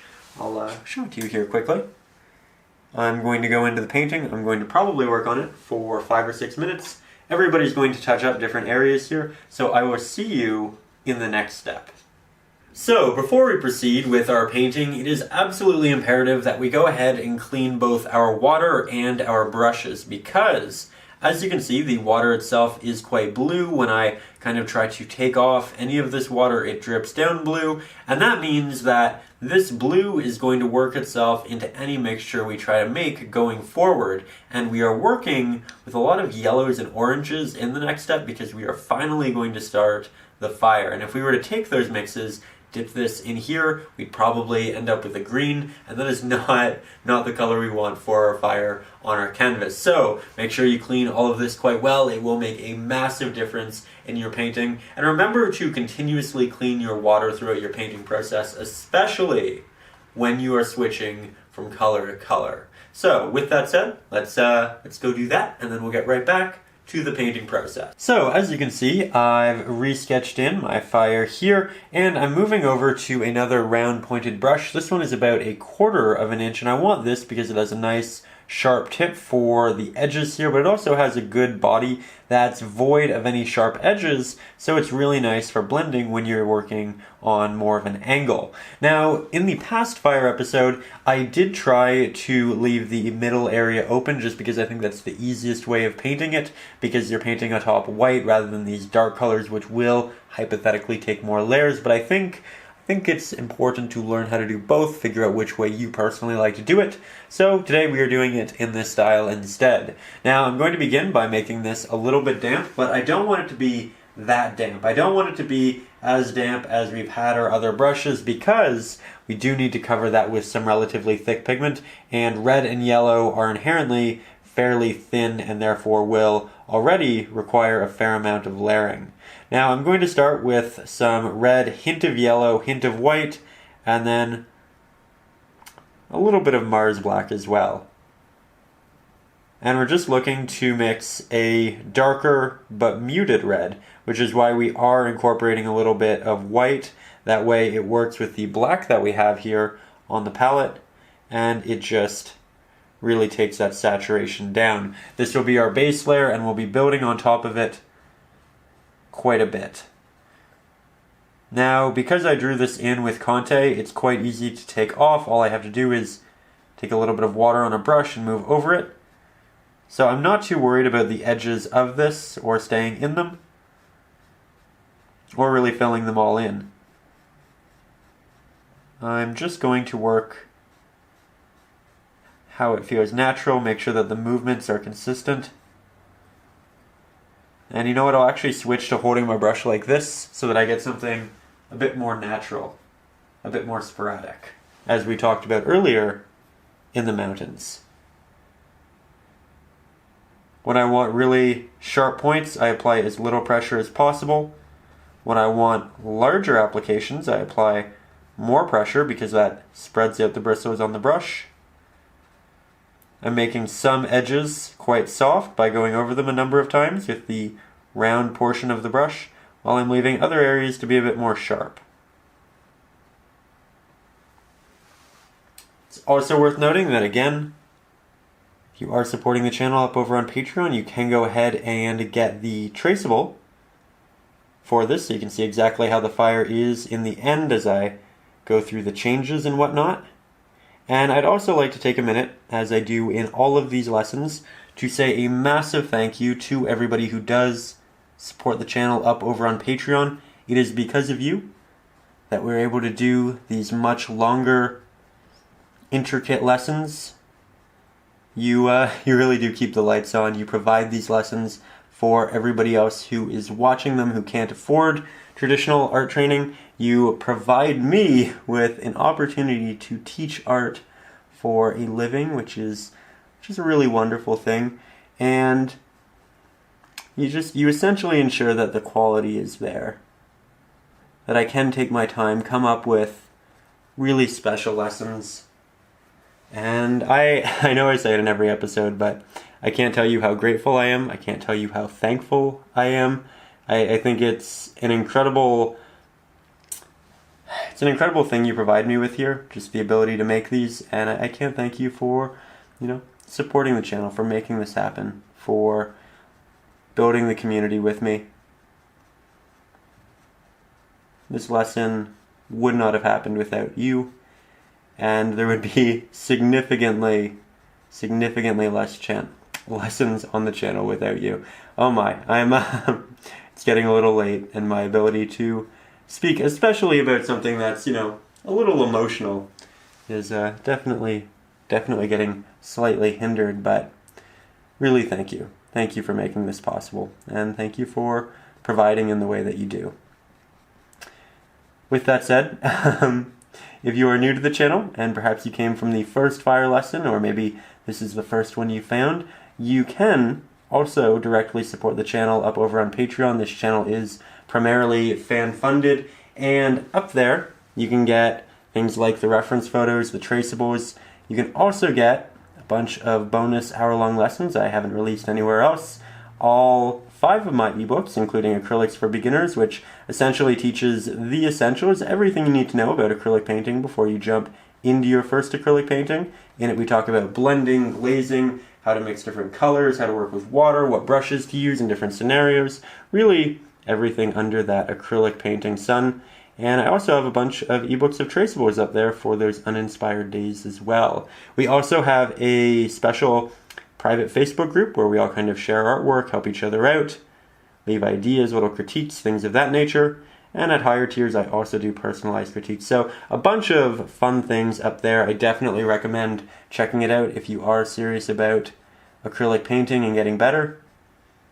And again, it's a really just kind way of supporting the channel and saying thank you as well. So thank you again to everybody who is already up there. It's amazing what a community we've built together. And I love seeing the interaction on the Facebook group and all of the different ideas that are shared. I think it's so special. And again, it's one of those things where you talk about it, I might get a little emotional. It's start tripping on my words, but I know that sounds crazy because I say it every week, but I want to say it every week. I want to say it multiple times every week because it really does mean a lot. And we're only here today because of you. So thank you. With that said, the base layer for the fire is now essentially applied, and we can start working into some brighter variants. So now I'm going to work with a little bit of yellow, a bit of red. I'm going to make it more red dominant because right now some areas are still a little transparent. There is a little bit of blue showing through. So I want to keep it relatively safe at this point. And so we're going to mix up an orange, fairly void of yellow. And generally the best way to apply light to a subject like this is to go in the middle of it, right down here, bottom-ish section, and then expand out to the left and right. Let it dissipate slightly as you do. And you want that middle area to be the brightest. So we're going to, again, blend as we move to the other ways. We're going to go back into this area numerous times and add in additional highlights. And you can see that I'm also moving over portions of the wood with little wispy applications as well. They'll definitely need to be reapplied, made to be more thick, but it's a great start. And then we'll also start moving up. And as you move up, we are going to want to cover essentially the entirety of our previous applications with a bit of orange. We only applied the darker red so that we didn't have yellow mixing on top of the blue. But after this is done, you're essentially always going to want your fire to be the brightest, most yellow, most orange at the bottom, and then you want it to transition into more of an orangey red as you move up higher. So, as you can see, we are creating that orangey red up here, but we're not going to do as much of it as we move forward. So far so good. Let's get a little bit closer and continue with the detail work. I'm now switching to a smaller round pointed brush. This one is about 1/8 of an inch instead of 1/4 of an inch. And I'm going to look at the mixture we just had, and I'm going to make a brighter, slightly more yellow variant of that color. And the idea is that we're just consistently going to build from that starting red, slowly add more white, slowly add more yellow. The more white we add though, without yellow, the more it's just going to desaturate it. And we have a little bit of that going on right here, but it's not an issue. You don't need all of it to be hypersaturated. And here you can see that I'm actually really letting my brush strokes show through all of this. That is so important, especially in the beginning stages. We are going to go ahead and start blocking areas together and removing brush strokes and detail farther in. But right now we really want those movements, and we want option as to where those movements are going to be. So by doing this, we just set ourselves up to make additional decisions in the future. Whereas if we filled all of this in with the same orange and we didn't leave any openings, we would essentially be pretty locked in to the general shape and intensities in the fire.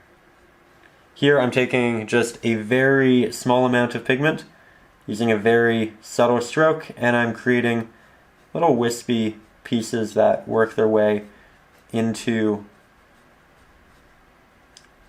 the wood. I suppose really out of the wood. Again, it's important to recognize not only how you are applying paint, but why you're applying paint. What's the reasoning? What effect is occurring? It's all very valuable information in crafting your painting.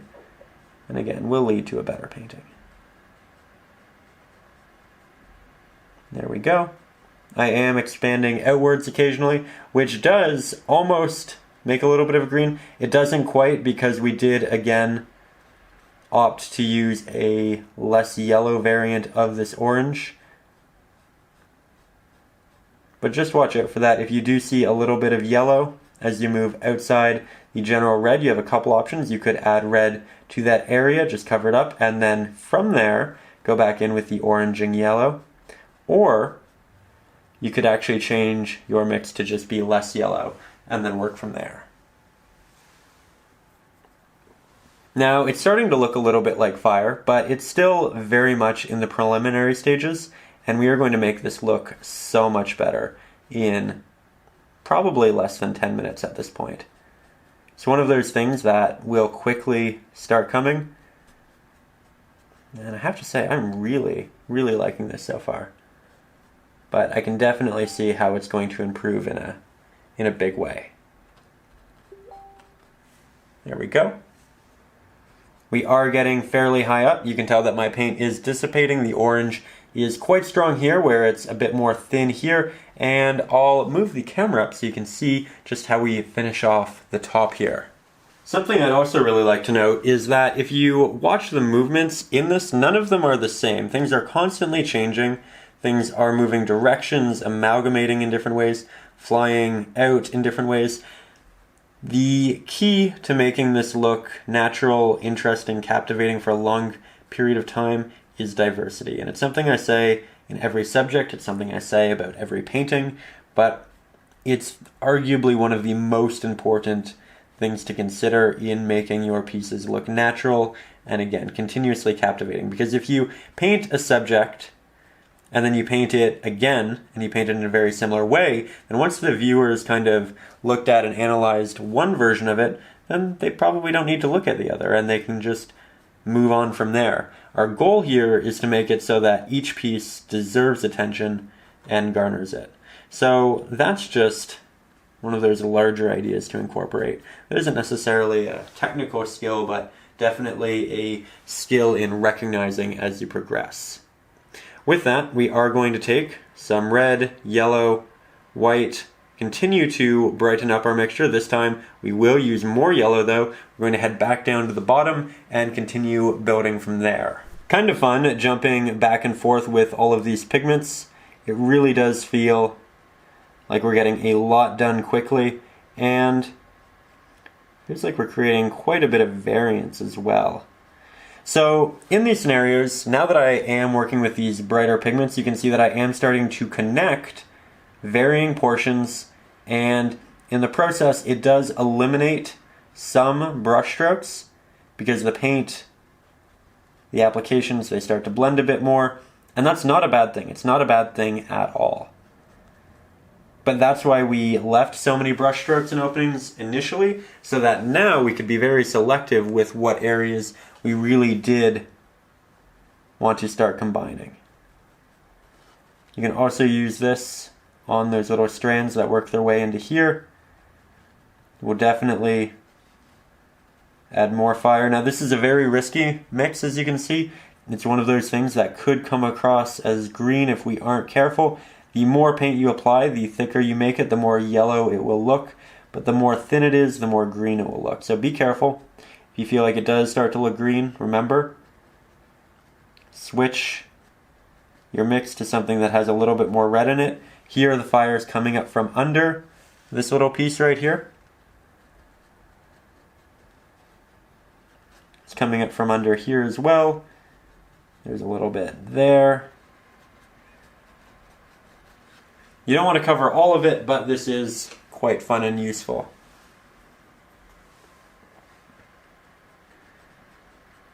Now we are going to get to a point soon where we will have covered the majority of our applications through a wide variety of different oranges, yellows, and reds, and we'll have to start thinking about expanding, which I have started thinking about, and I might mark an area here or there. This, of course, does look rather green. This does as well, but they're essentially just markers I know I'm going to cover up. We'll have another larger area break off there, probably connect to that.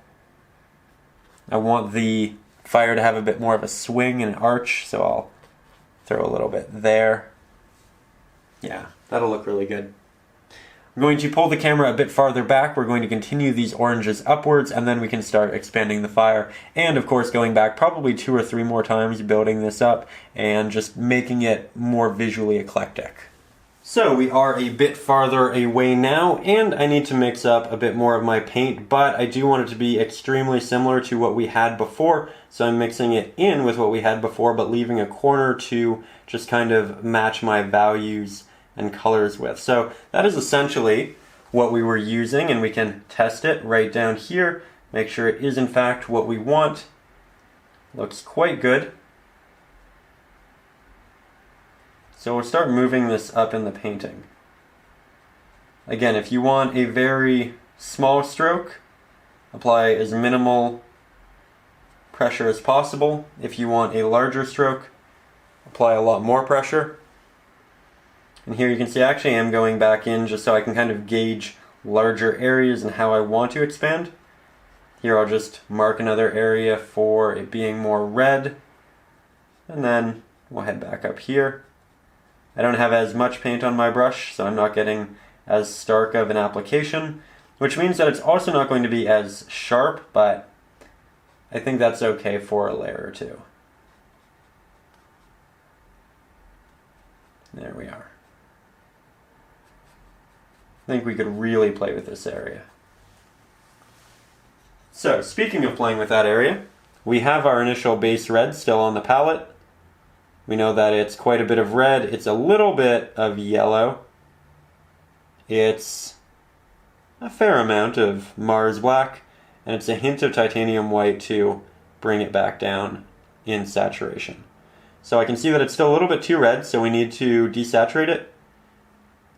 Red, black, white, that looks quite good. So, now I've marked a couple areas with yellow, which might have looked finished, but they could honestly look a bit better.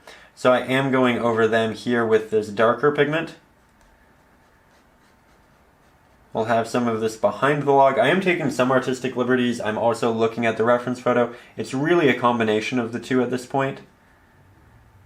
I'm using the reference photo to make sure things are constantly diversifying, and I'm staying true to the main idea and concept, but I'm also interjecting little pieces that I think would make for good movements and continue to direct the eye and create more of a playful image of fire here. Here I'm having a bit of it kind of fly off this way. I think that'll be interesting. Can have a bit more kind of work its way over here. That's also quite interesting. You can see that I'm slowly expanding the base, but trying to keep the top area as slender as I can.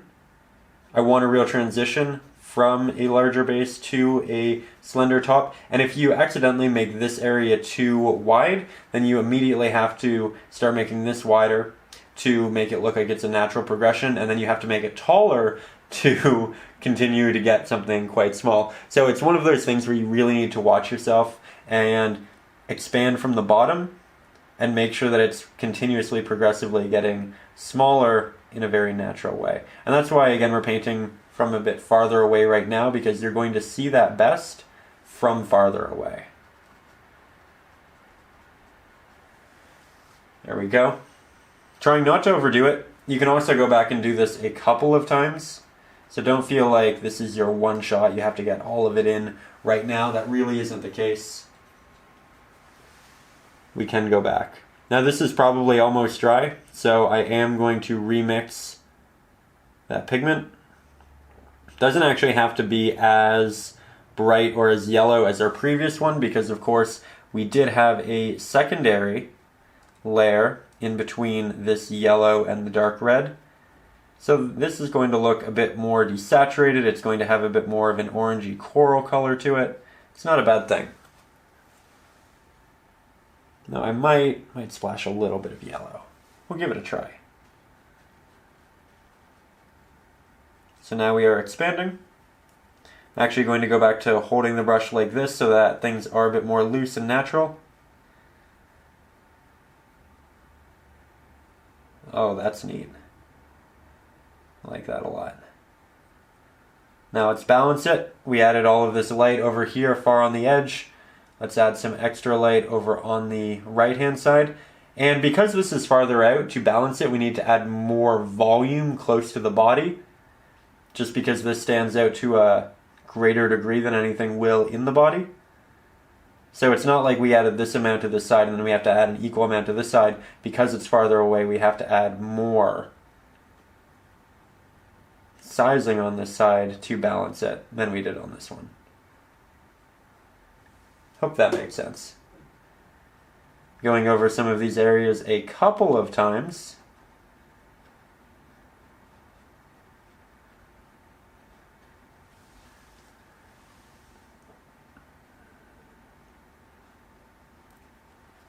There we go.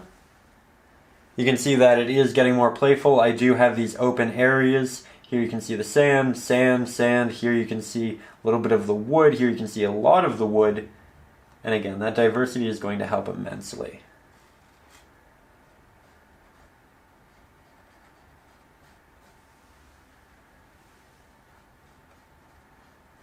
There we go.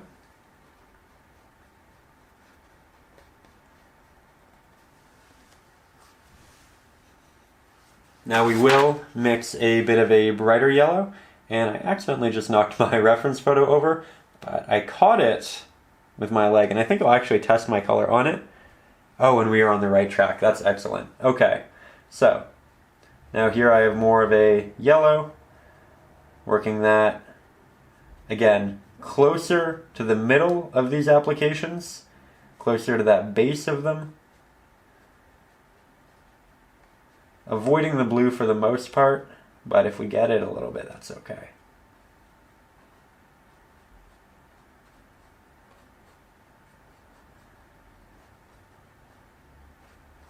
It's a little bit more yellow than anything we've used before, so I am working it back into the body, just so things stay cohesive.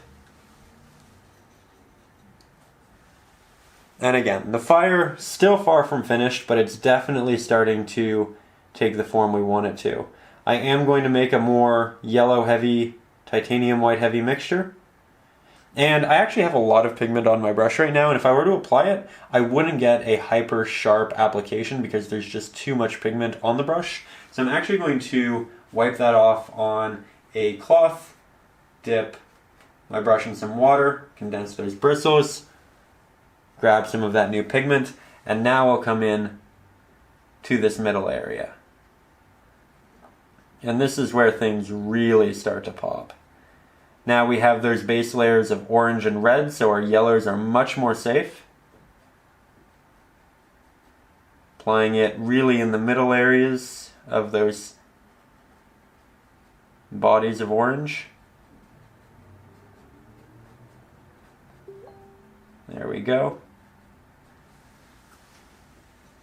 You can see just how much that added a pop to the painting.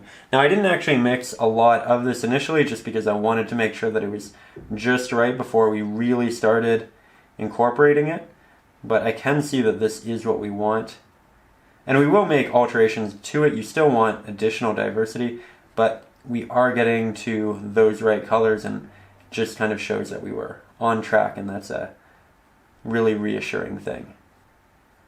Here I have quite a bit of water on the brush, so I am making more of those small little wispy applications kind of inside the fire here in the little areas of red that have moved their way out.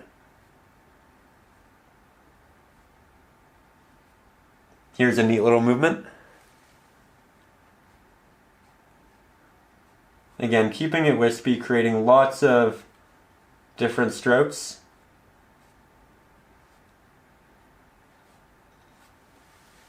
Just like that. And soon I'll pull you closer again, but I really did want to do quite a bit of this from a bit farther away so you could see the general movements of the fire. Just because in the last lesson I did see a lot of paintings that kind of came from it, and I saw all of these beautiful blends, beautiful applications, really gorgeous backgrounds, great colors, just extremely well done paintings. But with them came a number of people just noting that they didn't get the shape quite right. And again, you get the shape best when you step back, when you look at it from afar, when you paint it from farther away, as we're doing. And that's really going to lead you to your best results. Now here again, I didn't take that pigment off my brush, so I'm not able to get the smallest markings, but I am able to deliver significantly more paint. So here I am going in with a much more thick application in some of the body areas that I knew I wanted to fill out.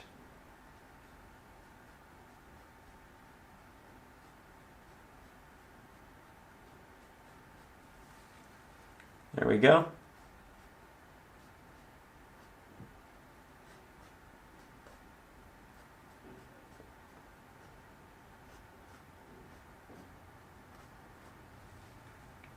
That's good. That's really good.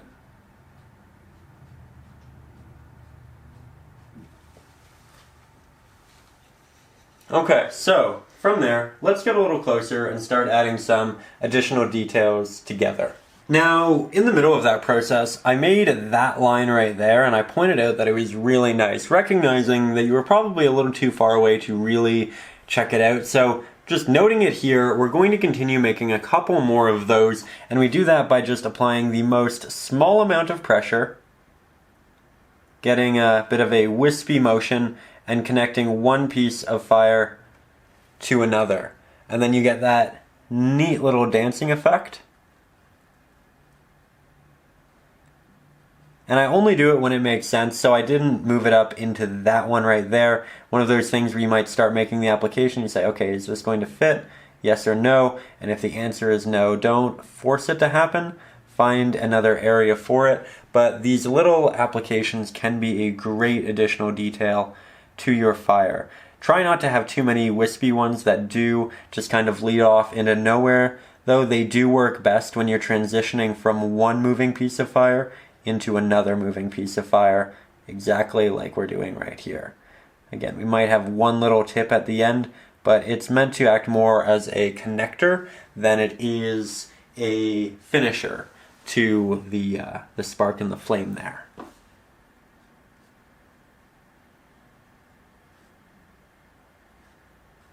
There we go. It's kind of a neat one. Now, at this point, things are going quite well, but yet again, I feel like the fire could be more full. It could have more of a body to it. So, like we did twice before, taking red, black, and a little bit of white, mixing up, nice pigment there. And then I'm looking for areas in the fire, in the body, that I feel look a little bit thin and could be a bit bigger. I feel like this area could be a bit bigger. I feel like maybe it could connect here, and that would give it a bit more of a good body. Make that just a little opening. Then up here, I think maybe we could connect these. And I think we could also make this a lot larger. So here I moved out this side more to the right. I'm moving out this side more to the left. And then this side moves out more to the right again. So you kind of have this shifting of weight happening, which I highly recommend.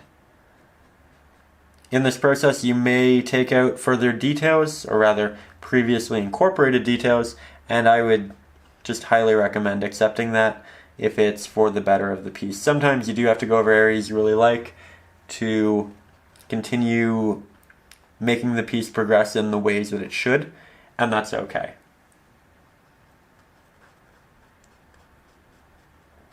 I think that's also something a lot of beginners initially struggle with, is they'll paint something they like quite a bit, but to make it great you need to go back to it, and you're kind of afraid to go back to it because you already like the way it is. And getting over that is difficult for sure, but when you do, when you can, you're going to end up with much better pieces because you're also going to learn so much in that process. Are you occasionally going to mess up a portion of your painting that you did like a lot? The answer to that is a hard yes. It's happened to all of us, but you'll learn so much through that process. You'll be very aware of what's happening, and it will teach you things, and in the end you'll probably end up with a better painting anyway. So again, just recognize it's okay to go over areas you previously liked, that you're previously proud of. It's okay to mess up those areas as long as we're learning and progressing with them. I always used to say, I don't know why don't say it anymore, that ruining a great painting now is entirely worth creating 100 great paintings in the future. And what I always meant by that was, in the process of learning, we need to make mistakes, and sometimes those mistakes will quote-unquote ruin a painting, but they'll make 100 paintings, all of the paintings you do from there on out, so much better because you'll have this new lesson which is just so valuable that it's entirely worth that one painting that didn't finish in the way you loved. And again, because we're working with acrylics, we can go over everything numerous times. We can just kind of restart an area, an idea. So, especially when you're working with acrylics, it's something you don't really have to worry about. You can always try again. They dry quickly and they don't build up much texture.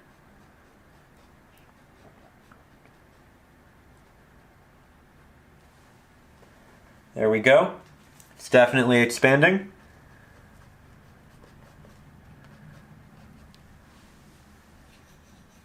I think we should probably take a bit more of that red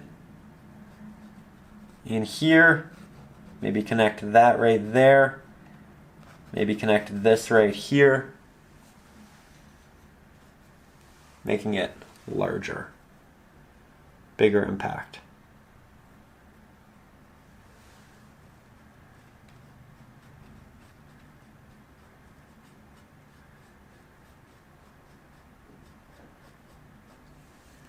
Oh, there we go. That's nice. Again, trial and error. Do things pragmatically. Think about why you're doing them. Is there a good reason for it? Attempt it. See if it works. If it doesn't, that's okay. Put it back. If it does, fantastic. Your painting's better. You've learned something. You're moving forward. There we go. Do you think I want slightly more thick, bright pigment up here, just because we've added so much to the bottom there? I think that we need to balance it a little bit, and that's something I noticed as I kind of leaned back. So again, another great reason for stepping back, looking at the painting from afar.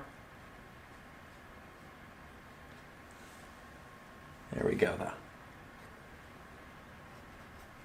Let's also take some titanium white, some yellow, not too much yellow though. Create something really nice and poppy for the middle here. This is only going to be around the bottom. This is going to be a special pigment. It's going to be very opaque because we have a lot of titanium white in it.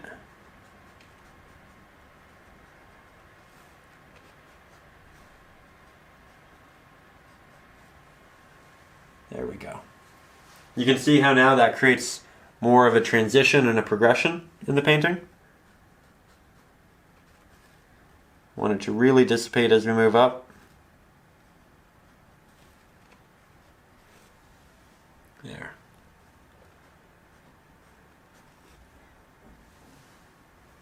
You can also now add just a little bit more red, a little bit more yellow. Have a nice thick pigment where we can create these nice little wispy applications that can kind of work in and out of some of the boards. Haven't worked on them for a little while.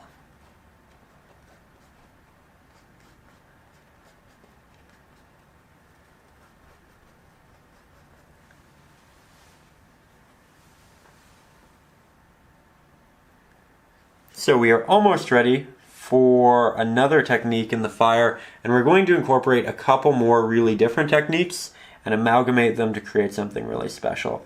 This is really just the base in the beginning.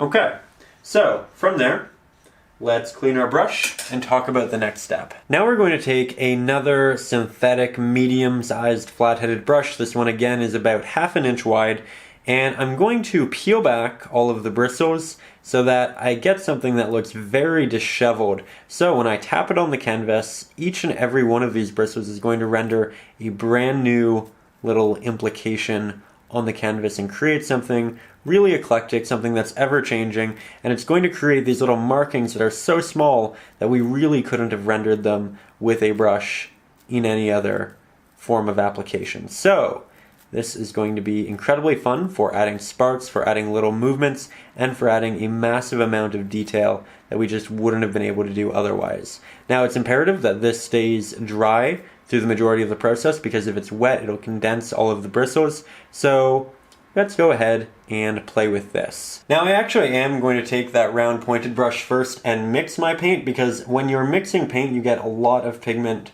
up on the brush, and if we were to get a lot of pigment on that brush, we would essentially, like the water, just kind of condense the bristles. So we don't want that. I'm going to start with a bit of a mid-tier orange. It has some yellow in it, but not too much. We have a good amount here, so I'll just get as much off my brush as I can. I'll clean that brush relatively well, and now we'll switch to that disheveled flat-headed brush, which I'll just grab a little bit of paint with, not too much, and then I'll come and say, you know what, where's the spark going to be?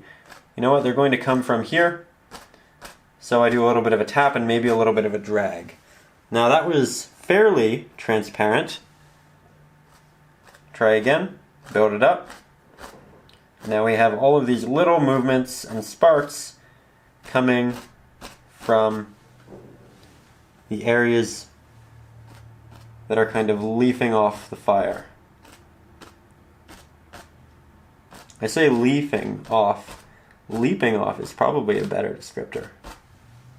Now, that's all fairly subtle. Testing our colors, making sure it's right. We didn't mix too much paint, but now that we know that we like that, here you can see I'm grabbing a lot of paint. Really mixing that up.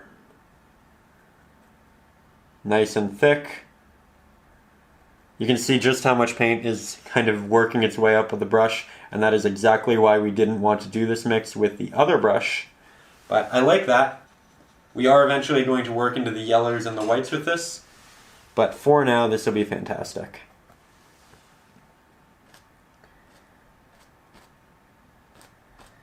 So here, as you can see, we're coming off the edges. This is probably going to be one of the more saturated and brighter colors, so it's initially going to look a little bit awkward without the additional layers on top of it, but we always talk about acrylics and how they do have those awkward stages. And this is just going to be one of them. Kind of just need to trust the process, and we'll get there.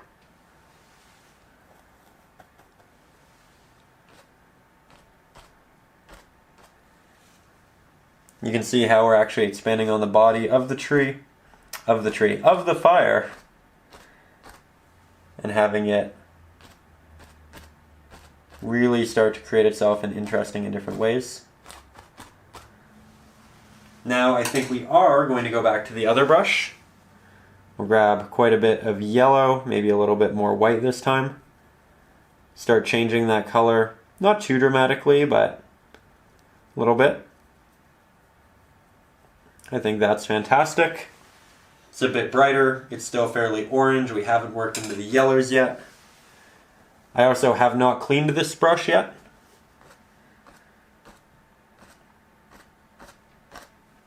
And there, you can see that starting to come together. I think that's the first kind of sign of proof of this technique here, thus far. we built a couple pigments, a couple of these applications atop one another.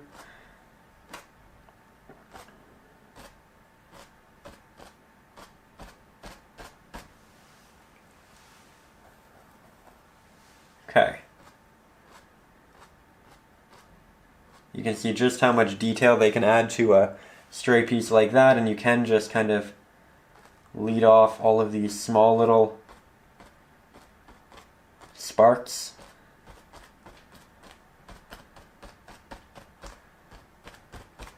Going to work some back over the fire because they're not only working left and right, they're also working forwards and backwards. That's really important to remember.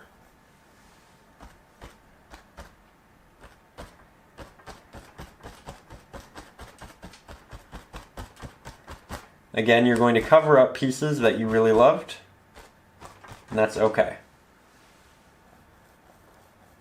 It's how we get it to evolve.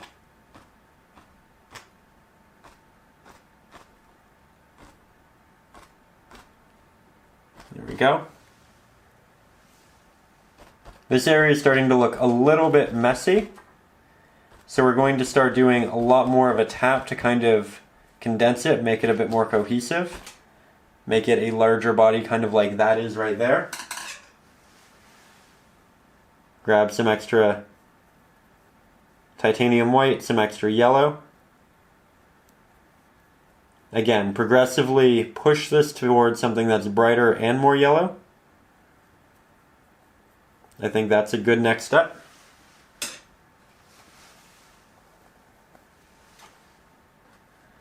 Again, going over all of the areas we've previously added sparks to.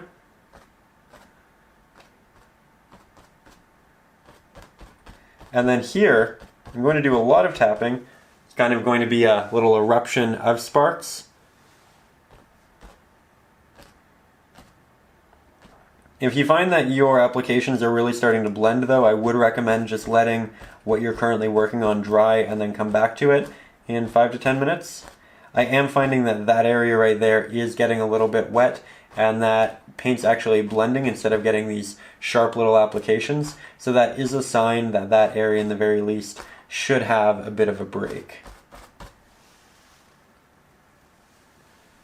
Again, we are in a bit of a messy portion of this. Friendly reminder, trust the process. Keep working through it. We can get to something really fantastic. Just recognize what medium you're working with and what it essentially regularly presents. So, we are moving now towards something that is more yellow and white based.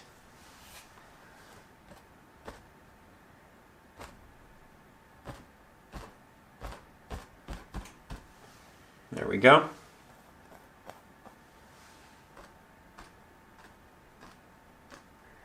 Here you can see I'm really starting to move out with little applications, even in these other interesting edges.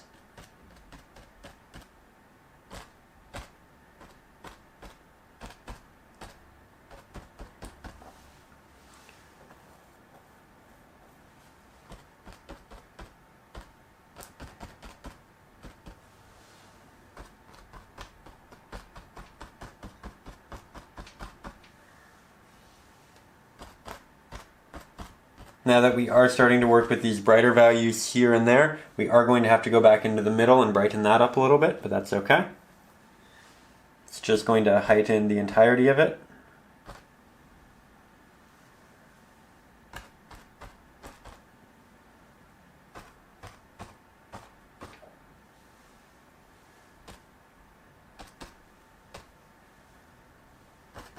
So as I step back, I feel like I actually did make this too large, and again, that's why we worked slowly outward so that that wouldn't happen. Occasionally it is still going to happen, and I'm going to show you how to fix that in probably 3 to 4 minutes. But before I do that, I want to kind of make this connect more with this, and I want to do that because we did start adding these much brighter values and yellows towards the edges, and I just want to make sure that there isn't kind of this awkward in between orange area. So we will take the smallest round pointed brush, again it's about 1/8 of an inch. I'm mixing up this bright orangey yellow.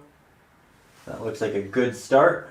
Take the extra pigment off my brush, and then I'll start connecting these areas in here. Definitely needs more titanium white. Try that. And that's what we actually wanted.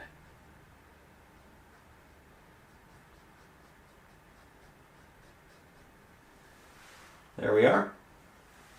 Already starting to look slightly more cohesive. And this, much like the rocks, really everything, it's something you could spend 6-7 hours on really perfecting, getting the movements of.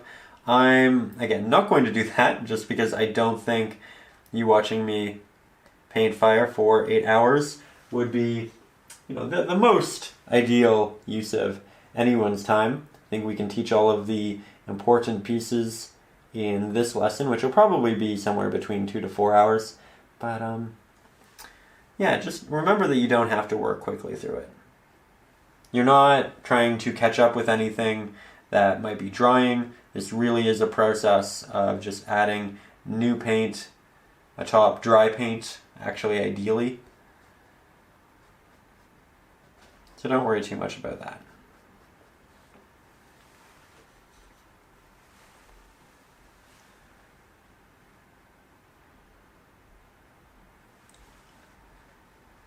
Okay, so I'm fairly happy with what we just achieved right there. However, now I think it's time to go ahead and fix that side right there. So how are we going to do that? We're going to start by cleaning our water and our brushes, because we're going to start working with blues again, and we don't want the yellows on there because that will lead to a green. So let's go clean up that which we have, if you have an area that's a little bit too big.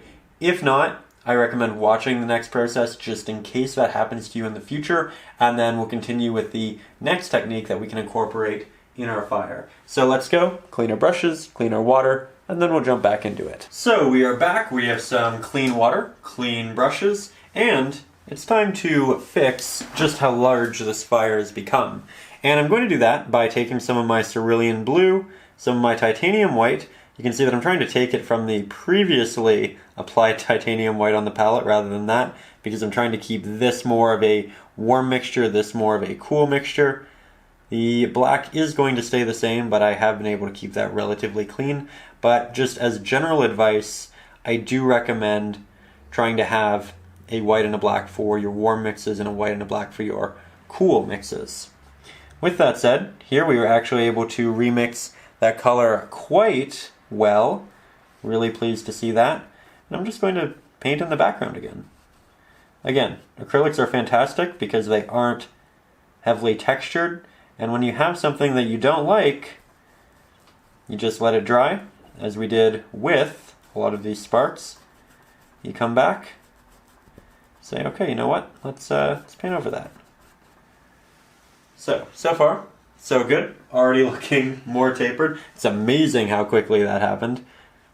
We'll make a slightly darker variant. That is significantly darker. We'll make a slightly darker variant. Try that again. That looks good. We want it to look like that. Oh, it needs to be slightly darker again. Slightly more Mars black. Slightly. I don't know if you can tell, but it is now 9 o'clock at night, and I am still painting. One of the benefits of really enjoying what you do for a living.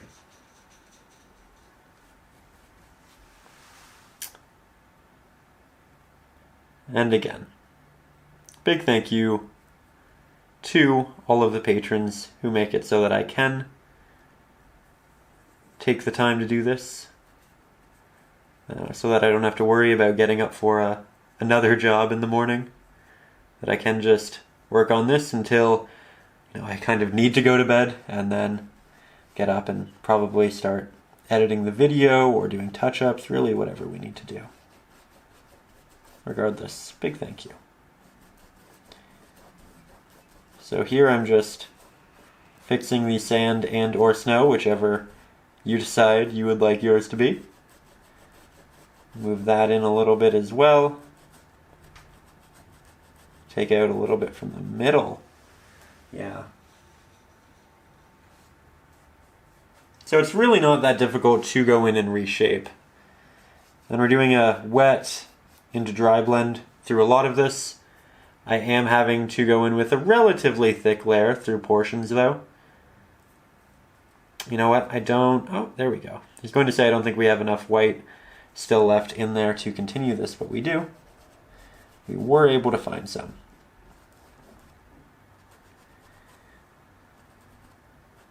And we will have to go back and fix a lot of the edges for the fire now, but I think that's just fine.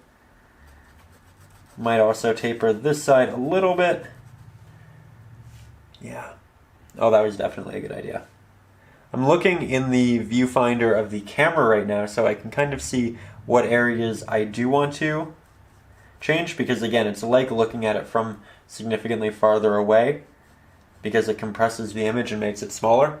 And you could do that by using your phone fairly close to the painting and paint with that kind of insight. Or again, just take some steps back, both of which work quite well actually.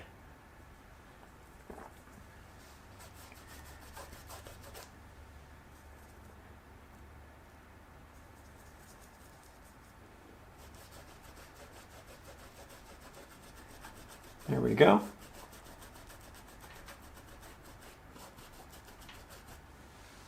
If you have any suggestions for other scenarios, settings, or examples of fire we could paint in the future, I would love to know what your thoughts are, because I've had such a fun time with both this fire piece and the original campfire piece we did, and I would love to do more.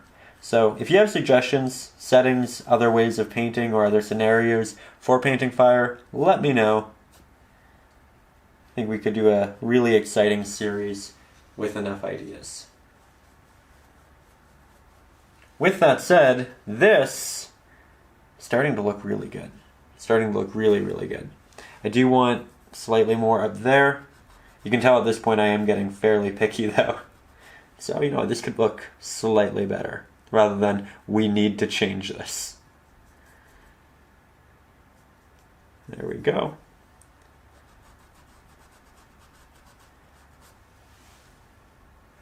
That is slightly more saturated than that. Be careful of changing your hues and your saturation levels slightly in this. I'm just going to add some extra titanium white and Mars black into our mixture to gray it down. And then I'll throw that in here. It's starting to work. Working with that black very minimally. And that's what I wanted. Good.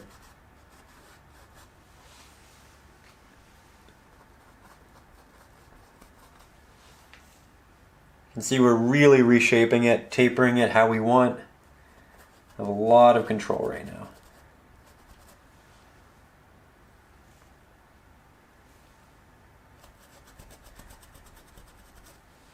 So, I think I'm actually very happy with the amount we've reduced. So I'm going to clean yet again my brushes, my water, and we'll get back to just touching up those edges, and then yet again we can get on to the next step of painting the fire. Now, we are heading back to the flat-headed brush, which I would like to note that I did actually clean before I started going in with the blue, just because you don't want that pigment drawing on your bristles and essentially condensing them forever. So I did clean this, but now it has had time to dry, and if it isn't fully dry, I'd recommend just really working it through. Make sure you use your paper towel, your painting cloth, whatever that is, to dry it as best as you can, and then yet again just peel back those bristles, and now we can add some additional applications into there. But remember, we do start with the other brush that we have at hand to make that initial mixture.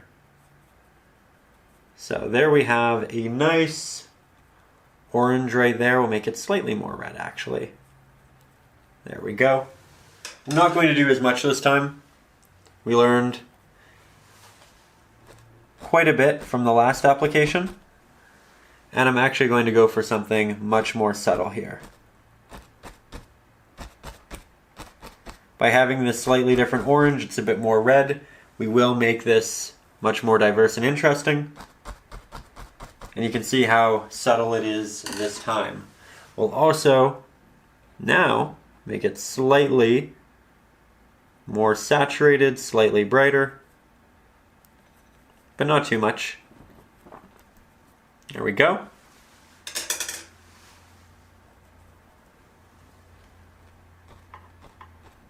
Again, not adding too much. It's quite faint. Not expanding too far out either.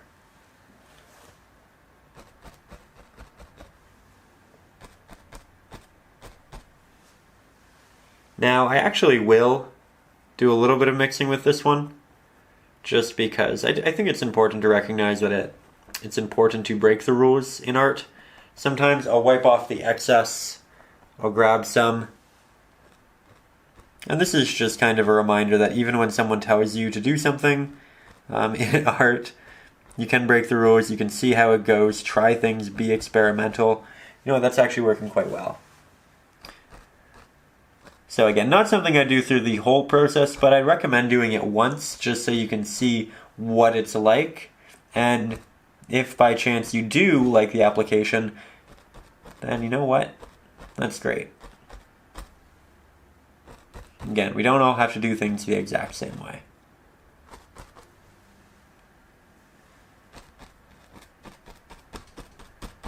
There we are. So from there, we're going to step quite far back. I am going to clean that brush, and we're going to start applying some sparks in a brand new way. So now what we're going to do, we're going to take our smallest round pointed brush. Again, this one's about 1/8 of an inch. We're going to take some titanium white, some yellow, hint of red, mix up a nice orange here. It's not too bright, not too dark. I'm going to take off the paint on my brush, grab quite a bit of water, add that to my brush, make this much more like a watercolor mixture than anything, so I'm just adding a lot of water to it. And then I'm going to put my palette down, I'm going to peel back the bristles of my brush, and I'm going to launch just a myriad of sparks at the canvas. This is the same way in a lot of scenarios. We apply stars and snow.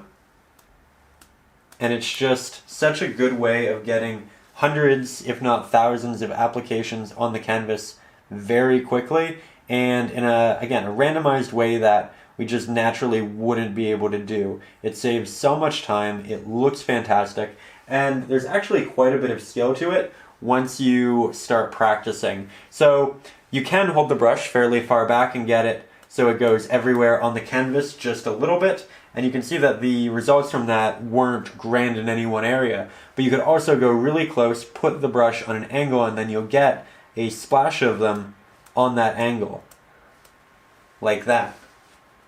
So it's really about the combination. I'm also continuously changing the color almost every time I do this, so that I always have something new and interesting.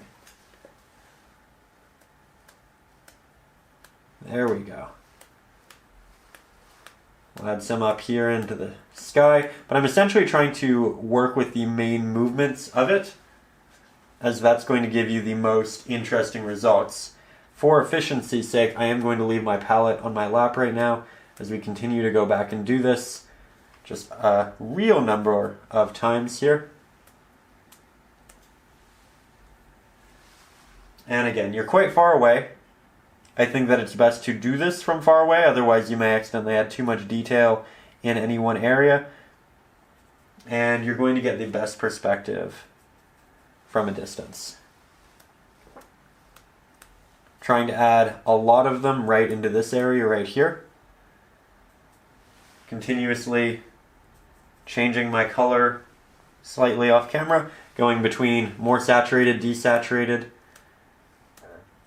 And this is where it really starts to come together.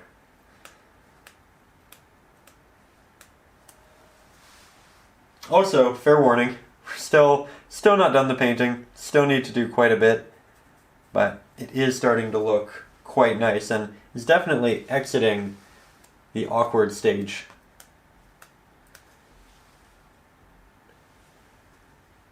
Love this. Such Such a cathartic process. Though I will warn you, whatever you have behind your painting, recognize that it will probably get some paint splatters on it.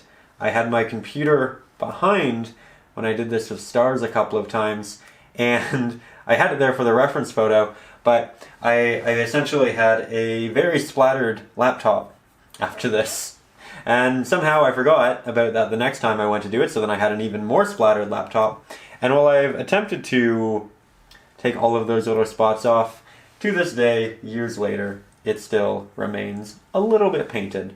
So again, just be aware of it. If you have a carpet down, maybe put down something on top, and just be very cognizant of your general surroundings. So right now I am just mixing again. You've probably noticed that we've done this probably 30 to 40 times. Gone back, grabbed more paint, just continued to add in the same way. I do want some closer to the bottom,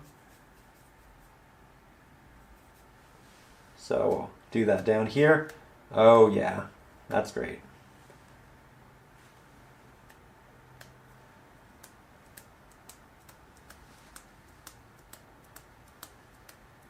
There we go.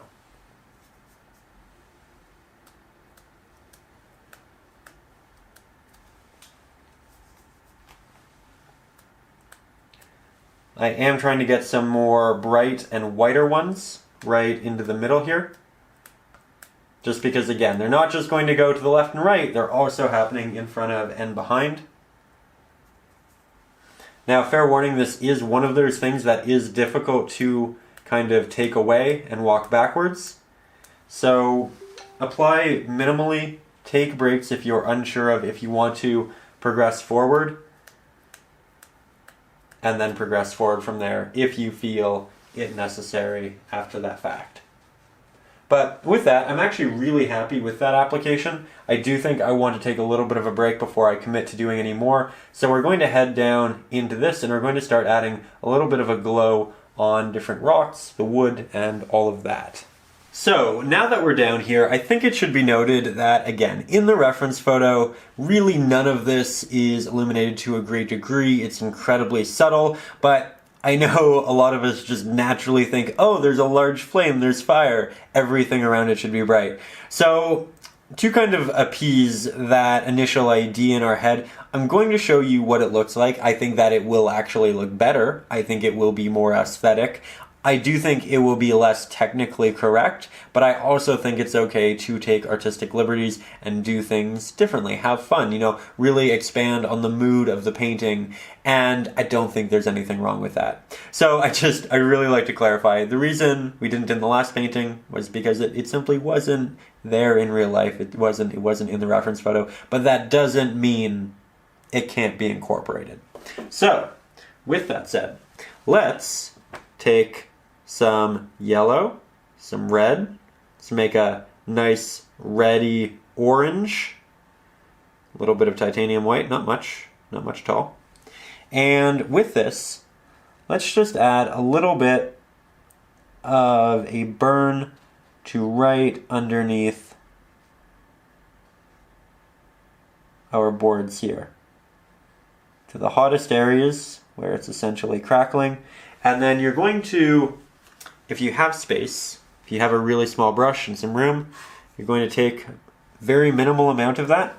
You're going to look at the edge there. You're going to work inwards a little bit.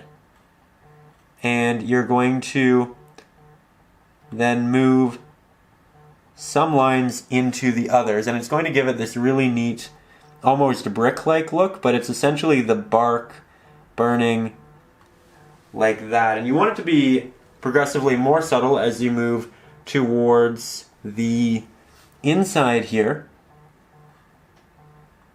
And it's going really, really well. So again, you're probably going to want to go over that initial edge 2 or 3 times, build up the opacity.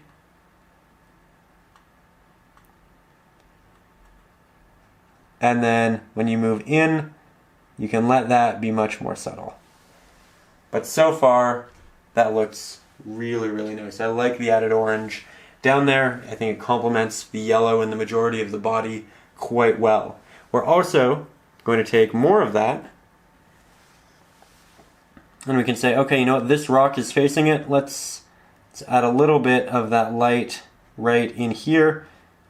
This edge right here is getting quite a bit. And so you're essentially going to apply this to the protruding portions of the rock in the same way you did with the blue on the other side of it.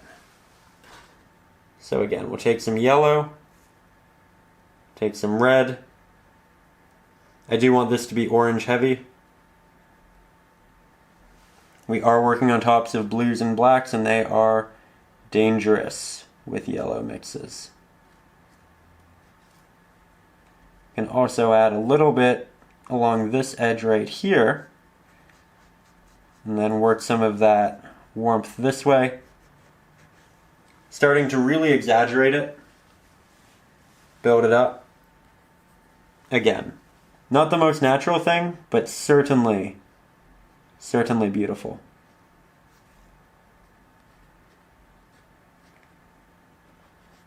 So here we threw it on the right hand side.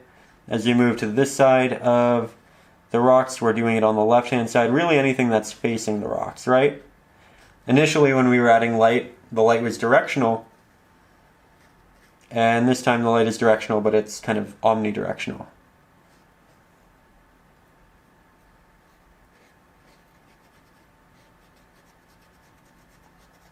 Here I'm adding just a little bit of paint because it's almost run out on the brush, and we're just getting this hint of warmth on these rocks.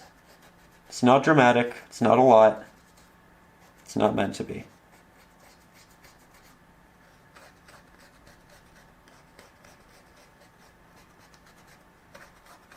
There we go.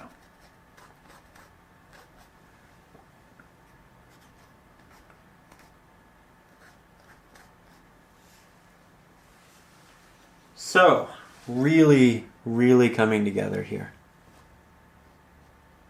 Just going over a couple of those applications that are going to be the brightest, that are closest to the light, a couple of times, building them up, getting something that feels natural.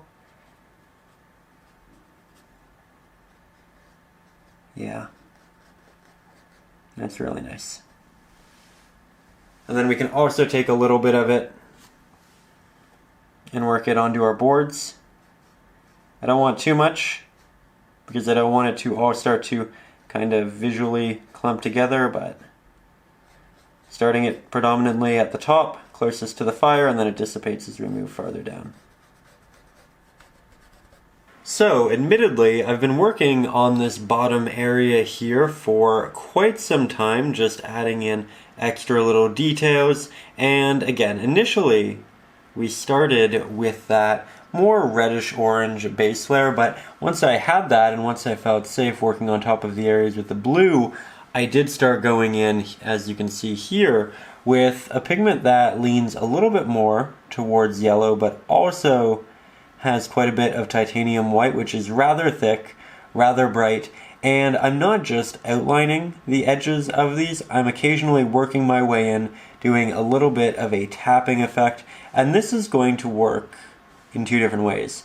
The first being that it's going to look like little protruding areas of the rock, it's going to make these feel more dimensional, and it's also going to look occasionally like a spark, which is always a nice addition in these right here.